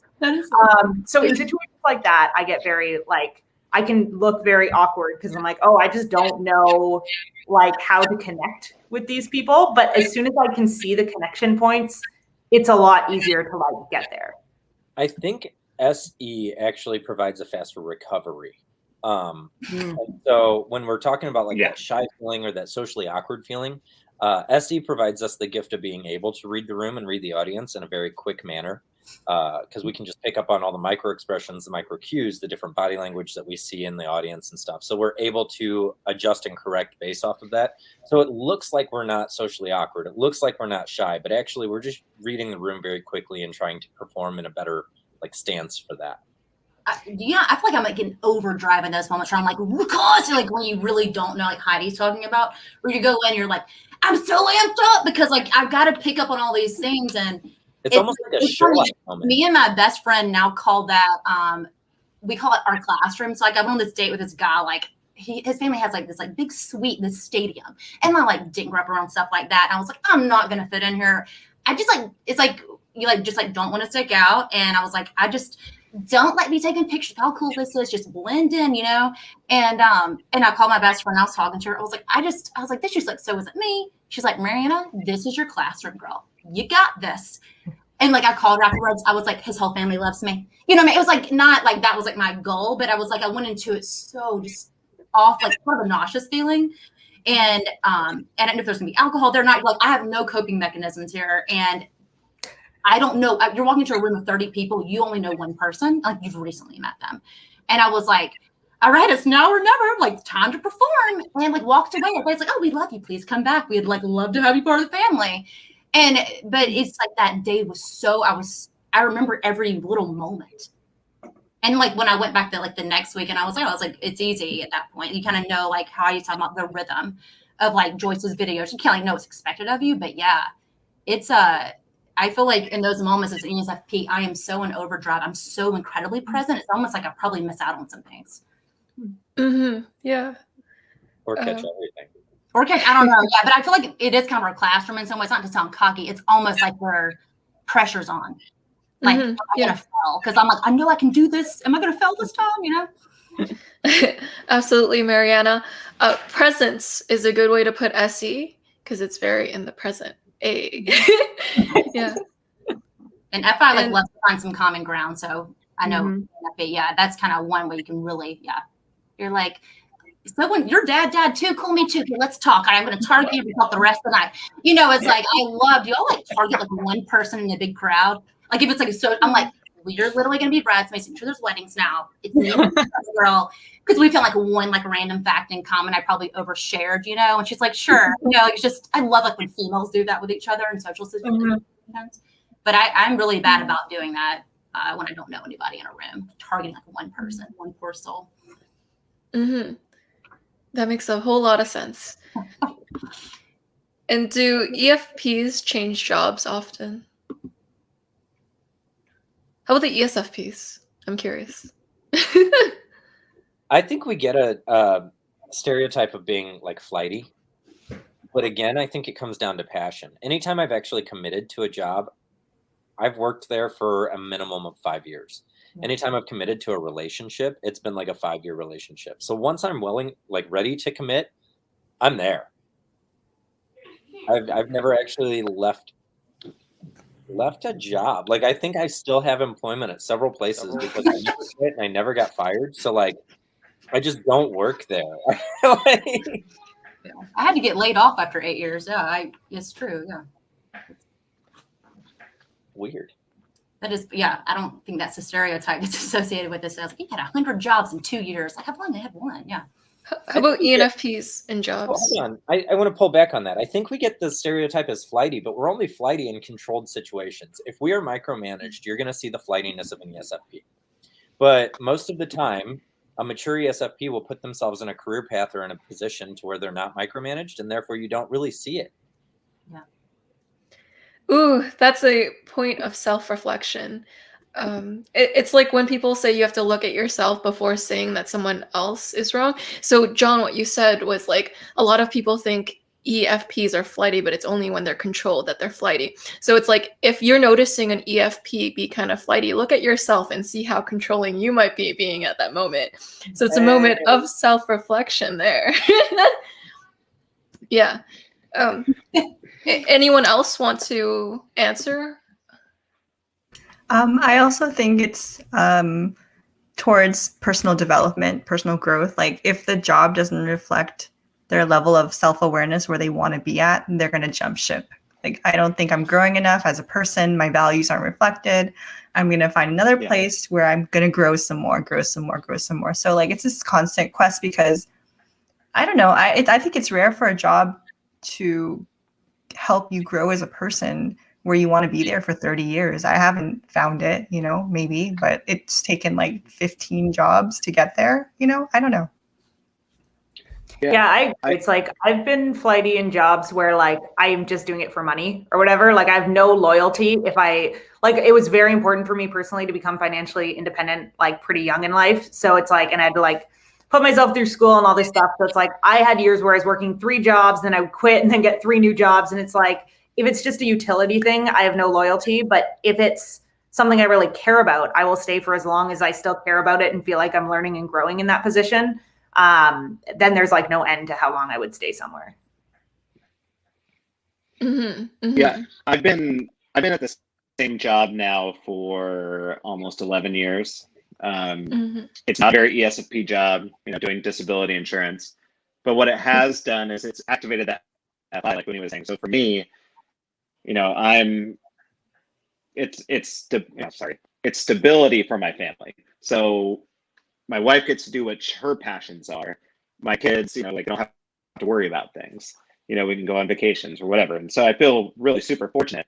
So bailing on a job just because I'm a little bit bored at times isn't really much of an option for me. Now, if I was single and I didn't have the family, oh, hell yeah, I'd be gone in a heartbeat. But, you know, given the circumstances I have in my life, this job is wonderful for me. Mm-hmm. Yeah, that makes a whole lot of sense. And so here are some of the takeaways. One, if you're changing jobs often, then perhaps it's not fulfilling some sort of purpose, or it's like it's not jiving with your FI basically, and you might hop. Second, there does seem to be a trend here where the ESFPs are slightly more likely to stay at a job a little longer than an ENFP. Just like there, even with my ENFP best friend, she would go from job to job a lot because they wouldn't be very fulfilling for her. Like Heidi said, it was like just for money. And if it's just for money, like it's really easy to just want to leave. Yeah, I noticed like maybe with ENFPs, they kind of need everything to kind of like fit into a bigger picture for them to like want that job. So they might have higher standards for what they want in a job too. They're like, I don't know. If that makes sense, I'm not conveying my point correctly, but I'm trying to. No, you are, Joyce. You are, because like my wife's changed jobs frequently because what happens for her is her passion shifts or develops as she's in social work for longer. She realizes the population group that she feels the tug towards. So like right now, she does social work at hospitals, but now she's really thinking, oh, I might want to go into hospice care, and you know I can see those wheels turning real fast right now in her, even though she loves her current job. So yeah. Yeah, fascinating. And so how does SI manifest in comparison to ENFP? I mean, how does SI and ENFPs manifest differently than NI and ESFPs?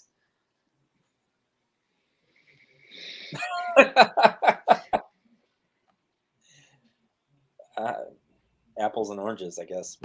Yeah, I feel like the most kind of profound difference is that like ENFPs, ironically, even though we're stereotyped as being so future focused, we're kind of short-term future focused-ish. Like we'll have like 10 different plans of what we could do in the next couple of years, but we don't have like a really convergent long-term plan. Versus I find like, especially slightly older SE DOMs do tend to have a convergent long-term plan. But what you'll see in any DOMs is being very, very reflective in a way that like NI kind of doesn't care to look much at the past. But any DOMs like really, really look a lot at the past. So I spend a lot of time personally just like analyzing the past, looking for patterns in the past, like reflecting on things, wondering like, should I have done this or this differently? Or what would have happened if I'd done this or this differently? And I feel like in the SE DOM, you don't see a lot of that, but you do see a much more like long-term vision of the future that's kind of like more singular in a way that ENFPs, despite being stereotypically more future-oriented, don't have. I personally cannot at all relate to SI. I personally never think about the past. I don't think that the past matters.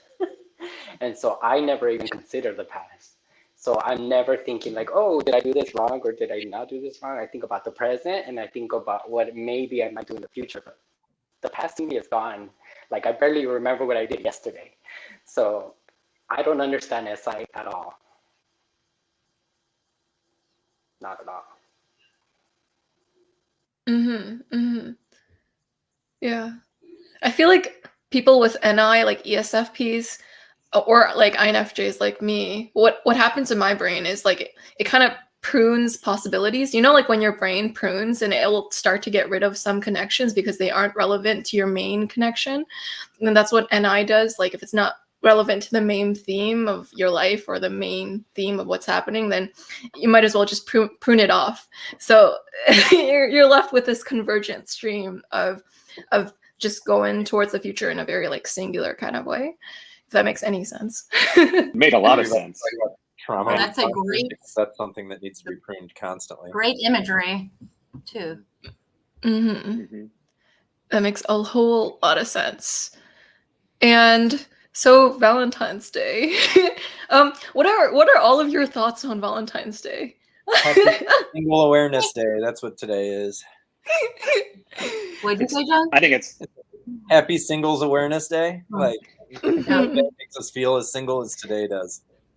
Yeah. It really is. I feel that too. On the I think it's opposite end of happy. that spectrum, it's like being quarantined with my partner for the past year. We like woke up this morning and we're like, this is just another day. Like it's like there's anything there is to celebrate in our relationship, we have celebrated. We've spent every day of a year together. Like this is just, we'll have a nice dinner. Yeah. Yeah. Mm-hmm.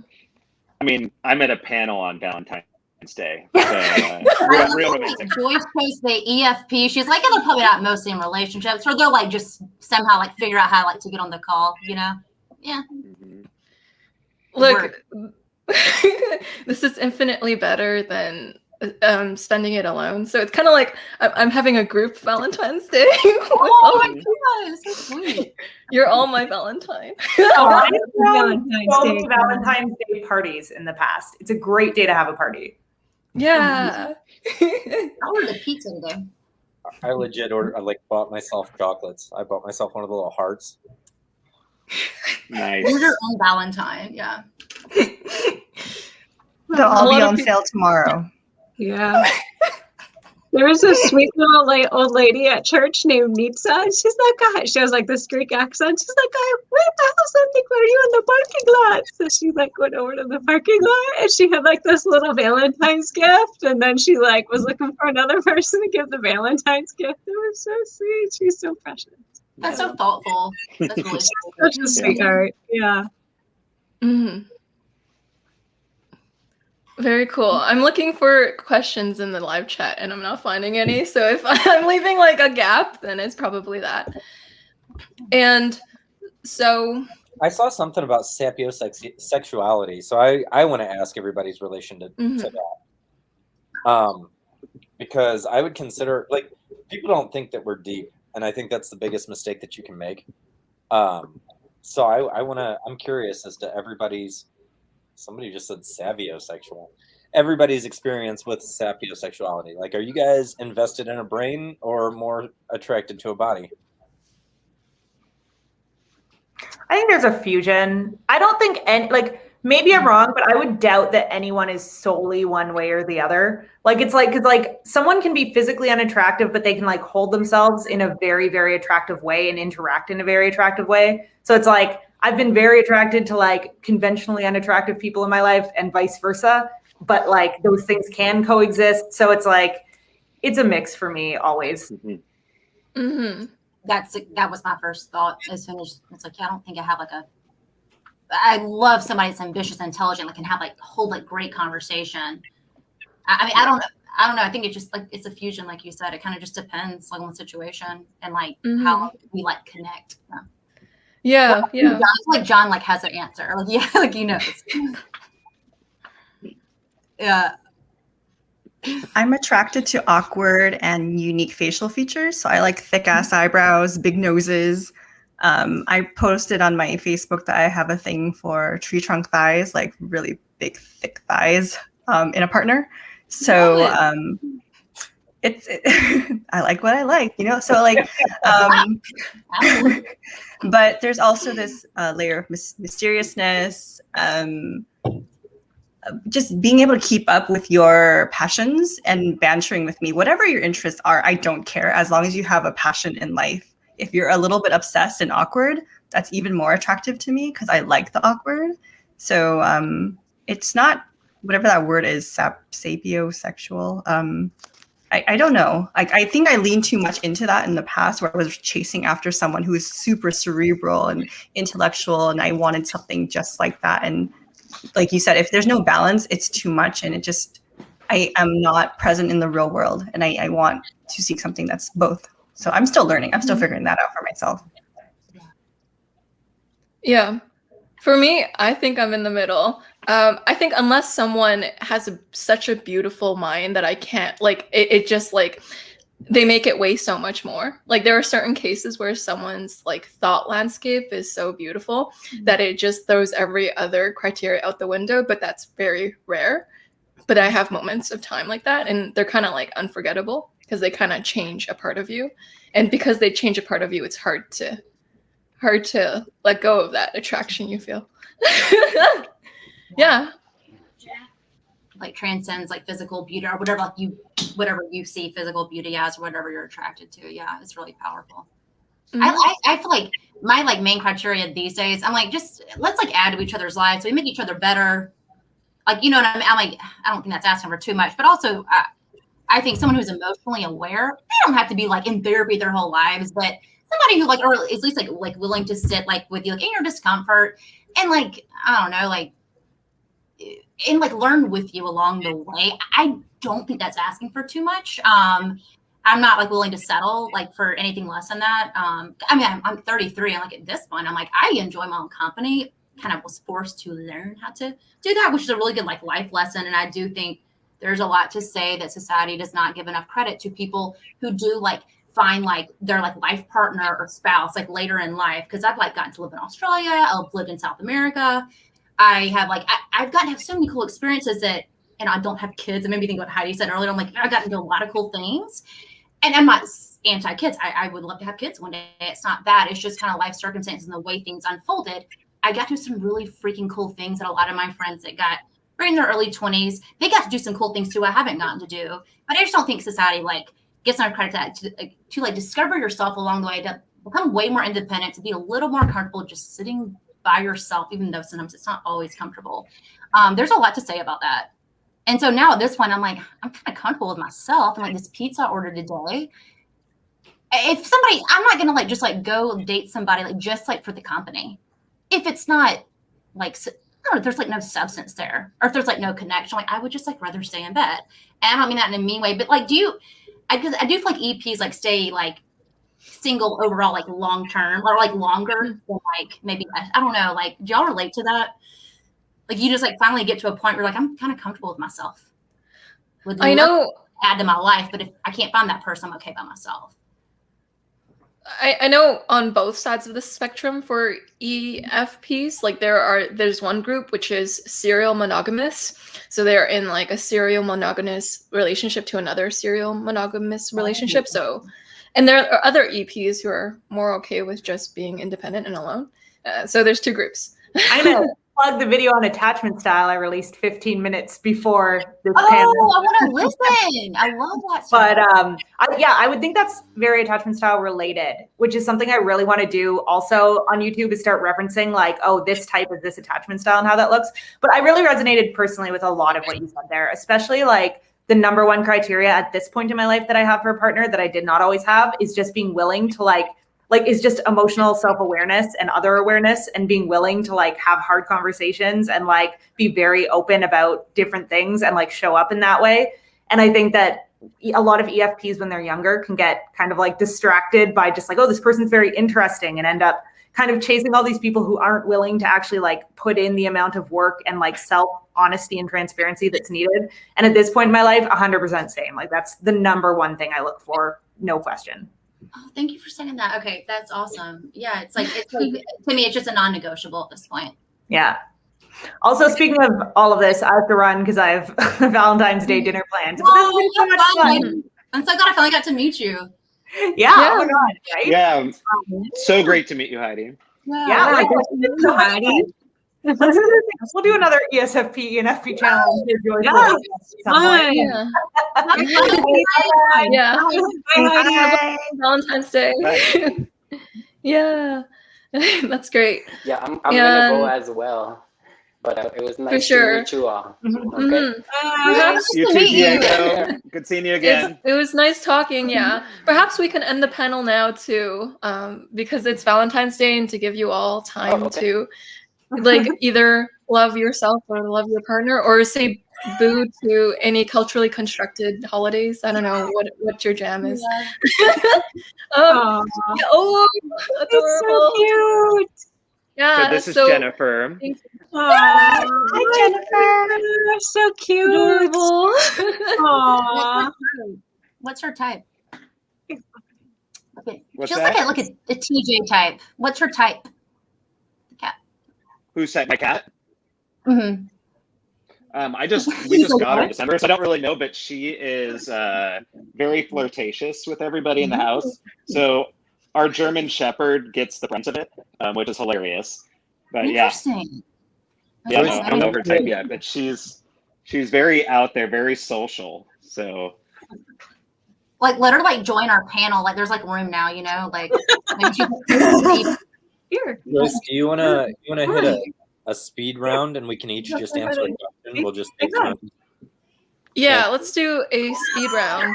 Just knock out the questions and call it a day. Perfect. Yeah, let's do that. And so, which function is not in your stack that is most interesting to you?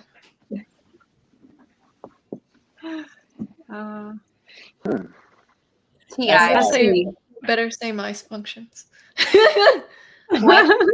Oh no, I was trying to be funny. I was like, you better say my functions. All of them. Yeah, well, I would say SE. So yeah, definitely the way you guys maneuver the world and just adapt is so inspiring. You know, you guys don't get caught up. You just react, and it's just fascinating. Absolutely amazing. It's inspiring, really. I think for me, mainly because I don't even know what it would feel like to have it, it's TI. Yes. It's just so foreign to me. I don't know what it would be like to try to break down how things work without having any sort of like feeling or value to it. It just, I don't even have the ability to describe TI. I just don't get it. Me neither. Yeah, it's mine for sure. Yeah. Fascinating. Fascinating. Anyone else want to answer? Boonie, John? I'd like to learn more about what it's like to have NI. It would be nice to be more streamlined in my actions and my thoughts. For sure. Agreed. Definitely. I would like to learn more about it too. Yeah. Yeah, I know. I was just like, agreed. You know. Yeah. Yeah. What type do you least understand? Oh, I guess TI. Sorry.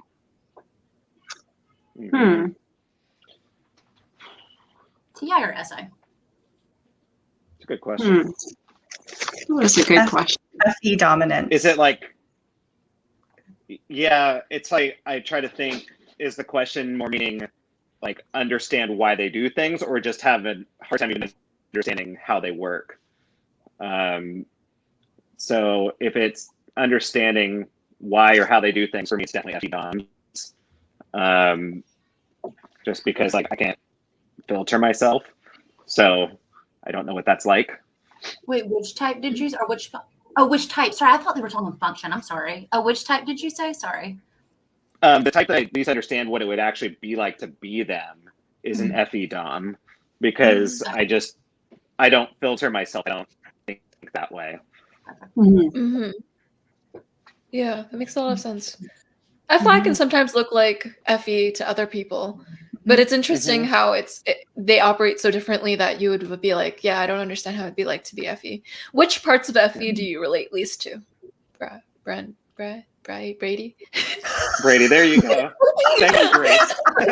Amazing. For me, it's that idea. Like, see, I'm more of an encourager and a cheerleader. I'm not someone who wants to facilitate people into lanes. So for me, that's the part I don't relate to necessarily, is like making sure that people are acting a certain way in a certain situation. I don't pick up on people's feelings as if they're my own, because they're not my feelings. So even though I can support them and encourage them, I'm not like an emotion vampire, I guess, or like an emotion, like I don't leech onto it and take it on as my own. I think Effie can be very cheerleader and encouraging, but I agree with what you said though about like don't take that energy on. I'm definitely will sit there in their discomfort and like love them and try to offer if they want advice. But like I think I'm grateful for that in a lot of ways. I don't know that like that would be very draining for an empath, to like truly to take on the energy. I can't relate to that part. Yeah. I would describe FI and FE, like I agree with what everyone's saying. I would add a bit of nuance to it. So I think FE in general, it will take on, just absorb any person's emotion at any time. It's kind of like that. I feel like FI, but when it might be a little more like depending on the case, but when it does, I think it because if FI does take it in, it weighs so much, like it hits so much harder. So sometimes they'll be more filtered when they take on other people's garbage. So at certain times you may not take it on at all, but at certain times, if it's like a loved one, you might take it on so much that it hits you harder than it hits the actual person itself. Does that make sense? Because I've had FI friends. Yeah. Because there have been times where I had my ENFP friend care about me so much that she was more disturbed about the situation than I was myself. Yeah. So I see what you all are saying, but I would also add that nuance that FI can care so much too. Like I don't want to paint it as like I'm caring. Like selectively kind of take on, maybe not. And that's a good note for us though, because since it can be perceived as self-absorbed by FE users, we're making it about ourselves instead of the pain of other people sometimes. Yeah. That's true. If it like strikes a chord with your FI too, like you're like, well, that really resonates. You're like, no, this is all about me. Like, not really, but you can. I think that is just FI's like vetting process, not vetting, but I think that's just how like we relate to people, and it can probably be selfish in some ways. Selfish, not like in a mean way all the time, but yeah, I've never thought about that. Interesting. And so what qualities do you admire in different panelists that you've seen on Type Talks? Wait, I think I might have switched. I skipped a question. And I'm not good at figuring out which questions we answered and which we didn't. So does anyone want to answer? I love listening to Michael, the INTJ. Oh my God. Just the way he thinks and like his insight. I guess she's not. We got Heidi. We can claim Heidi, but they just. You all are very in love with Michael. Whenever same thing. Oh my God. Whenever John sees Michael, he adds like a billion exclamation marks. Michael! Exclamation mark. Yeah. Oh my God. We're all obsessed with Michael. Wow. I have a little man crush. It's fine. I have a girl crush. So she's not here right now. She's not here right now, but she's an ESFP person. She just totally fascinates me, and that's Sally. She just cracks me up. So funny. Yes, I love Sally. I just like always want to give her a hug and be like, "It's okay," like you're awesome. You keep being Sally. She makes me laugh. I love it when she's on the show. Or Denzel, he's amazing too. Denzel's cool. FJ, yeah. I like Denzel a lot. Yeah. What about me? I'm kidding. You are on your panel. The right answer is Joyce. Yeah. I'm kidding. Yeah. And so thank you everyone for coming out. and sharing your perspectives. It's really nice to have ESFPs and ENFPs together to like compare and contrast, to like talk with each other, and you guys can share your mutual FI stories. And that, I don't know, it's really nice to hear about how you guys have so much in common on the surface to other people, but when you guys get behind the processes, like you guys are actually very, very different. So that was amazing to learn about.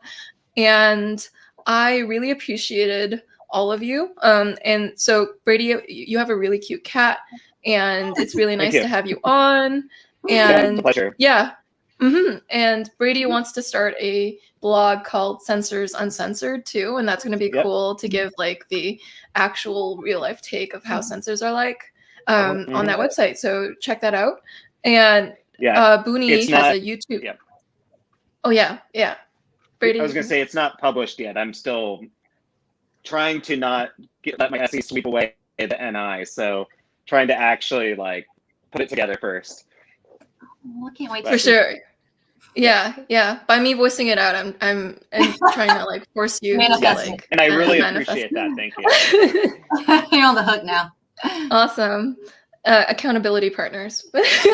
And now, Boonie, your YouTube channel is really great. I love your channel and your whole theme of organized messes. You're very insightful. You give a lot of depth in your content and substance. For those sapiosexuals out there who want someone like with a great mind, Boonie has a great mind. Yeah. Follow it. Yeah. And thank you, Lindsay, for your sweetness, your sunshine. You're so nice. You bring a certain radiance. Like your smile is a kind smile, and I can feel it from a mile away. It just radiates that. Yeah. There's this genuine, open authenticity that you have. Yeah, and I appreciate our conversations together. Yeah, Lindsay would book like chatting with Joyce sessions, and like she'd go like, "Hi Joyce, I love your YouTube channel," and it give me like fuel to go on for another day. And I'm like, yeah, Lindsay's kind to me. I don't know, it's great. So you're fuel to my car. So yeah, we'll make it an electric car. Make it real fast. 0 to 60. Awesome. That's great. Yeah. And John, I really appreciate our late night talks, our deep talks. You're very good conversation partner. And we have these moments of synchronicity too. Like when we would talk about things and you'd be like, I had a tattoo of that. So it's interesting. Oh wait, I'm not sure if I'm supposed to share that. Well, there goes my chance of getting into Catholic priesthood, but whatever. Amazing. Am I allowed to share about it, or am I? Sure. Awesome, cool. So John has a tattoo that says True Gravity, and it's about staying true to yourself. And it was interesting because we were talking about that topic, and it's almost like the most important lesson in your life, and this is for anyone watching, is to stay true to yourself, because you, at the end of your own life, you only have you. So you might as well not self-betray yourself, because you have to live with yourself and no one else has to. And there's a beauty too, because what we were talking about was like, if you can't leave it, marry it. So if you cannot leave your own calling, you might as well marry it, which is beautiful. So thank you for the enriching deep talks that we have. They leave me thinking, and I really appreciate it. I always appreciate that. I love the intellectual fodder. And Mariana, you're so tender, kind and loving. Like there was this time where you were like, "Hey Joyce, how can I support you?" And you were just like so kind, like looking for ways to support me. And I was like, wow, I feel so loved. Like, like no one really asked that. So it's like you asked a question because you sincerely wanted to help. And the type 2 nature is really kind, or just the you nature too. Yeah. It makes me feel genuinely prioritized and cared about in that moment. And that rarely ever happens. So I really appreciate that. And thank you everyone for watching. Yeah, and thank you live chat for asking these wonderful questions, and we'll see you on the next live stream. Bye everyone. Bye everybody. Thanks.